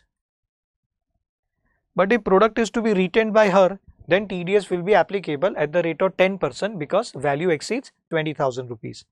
However, one of the questions which came at inter-CA level on this, whereby it was returned back after 7 months after using it. Miss X used it for 7 months, thereafter she returned back. So there is no limitation on it, within how many days or how many months the product is to be returned back to avoid TDS, nothing clarified. So even if she returns back after say 7-8 months or maybe after 7-8 years, then also no TDS. No TDS if the product which is manufactured by payer and given to social media influencer for displaying it on their social media platform, if such goods are to be returned back. If it is to be returned back to the payer, then no TDS. Then last section for today's part 1, and then part 2 we will be covering other sections. 194S, here this is interesting. on which question has not yet come, TDS on purchase of virtual digital asset. Virtual digital asset we talked about in capital gain chapter also. We talked about it in special rates of tax chapter also. In special rates of tax chapter, chapter 12 section, if you recollect 115 BBH, whereby gain arising on transfer of virtual digital asset, whether taxable on under the head PGBP or capital gain, will be taxable at 30% flat rate without any expenditure except of cost of acquisition, without indexation and without set off of any loss. Positive income taxable at 30%. So here TDS will be at 30%, but TDS will not be on gain, TDS will be on the purchase consideration. While paying to any non-resident, if any person whose individual HUF whose last year's gross received turnover exceeded 1 crore or 50 lakh, then he has to deduct TDS. He has to deduct TDS on amount exceeding 50,000. TDS is applicable, but on the amount exceeding 50,000 while paying to any resident at the rate of 1%. 30% was the tax rate applicable on gain amount. TDS will not be at 30%. TDS will be at 1% on the purchase value, which is different than the gain amount. Okay. Or who's not having PGBP income last year, then exceeding 50,000, threshold limit will be 50,000. If the payer is individual HUF whose last year business turnover did not exceed 1 crore or professional gross received did not exceed 50 lakh, or who does not have business profession last year or did not have business profession last year, then threshold limit is 50,000. For any other person, threshold limit is 10,000. Purchasing virtual digital asset for more than 10,000 will have to deduct TDS 1%. Okay, if the consideration is in kind or in cash and kind combined together, or ideally there is exchange. Exchange means I gave you 1 Bitcoin, you gave me let's say 1000 Dogecoin. Then in such situation there is exchange. Both of us will have to deduct TDS. I am selling you Bitcoin, you are selling me Dogecoin. You are buying Bitcoin from me, I am buying Dogecoin from you. I will have to deduct 1% of Dogecoin, whatever I am purchasing. You will have to deduct 1% of Bitcoin, whatever you are purchasing. And then TDS will be applied accordingly. So it says TDS to be deposited with government account anyhow. Payment or credit, whichever is earlier. Second, provisions of 203A, 10 number will not apply. 206AB, TDS twice the rate if payee has not furnished IT return for last year, will also not apply for this section. And accordingly, TDS will not be at double rate, TDS will be at 1% only. And if transaction is covered by 194O, e-commerce operator to e-commerce participant, and it is covered by this section also, both, then which one will prevail? Then answer 194S will prevail. TDS shall be under 194S only and not under 194O. Then 194T, let's finish that also. Then LA onwards we'll discuss in the next part. 194T, newly introduced, but there is a controversy going on for which government has not bothered to clarify. According to Finance Act, it is applicable from AY 25-26. Payment made by firm LLP to partner, any partner, whether resident or non-resident. TDS at 10% on salary, commission, bonus, remuneration or interest on capital or interest on loan, everything combined together, exceeding 20,000 in a year, irrespective of how much is allowed as a deduction under 40 clause B. I am firm, you are partner, I am paying you 80,000, but as per 40 clause B, I get deduction of 70,000. Whether I get deduction of 70,000 or full 80,000, TDS will be on the amount actually paid or credited, that is 80,000, 10% rate. That's it for now in this part 1. Shall see you in part 2 very soon.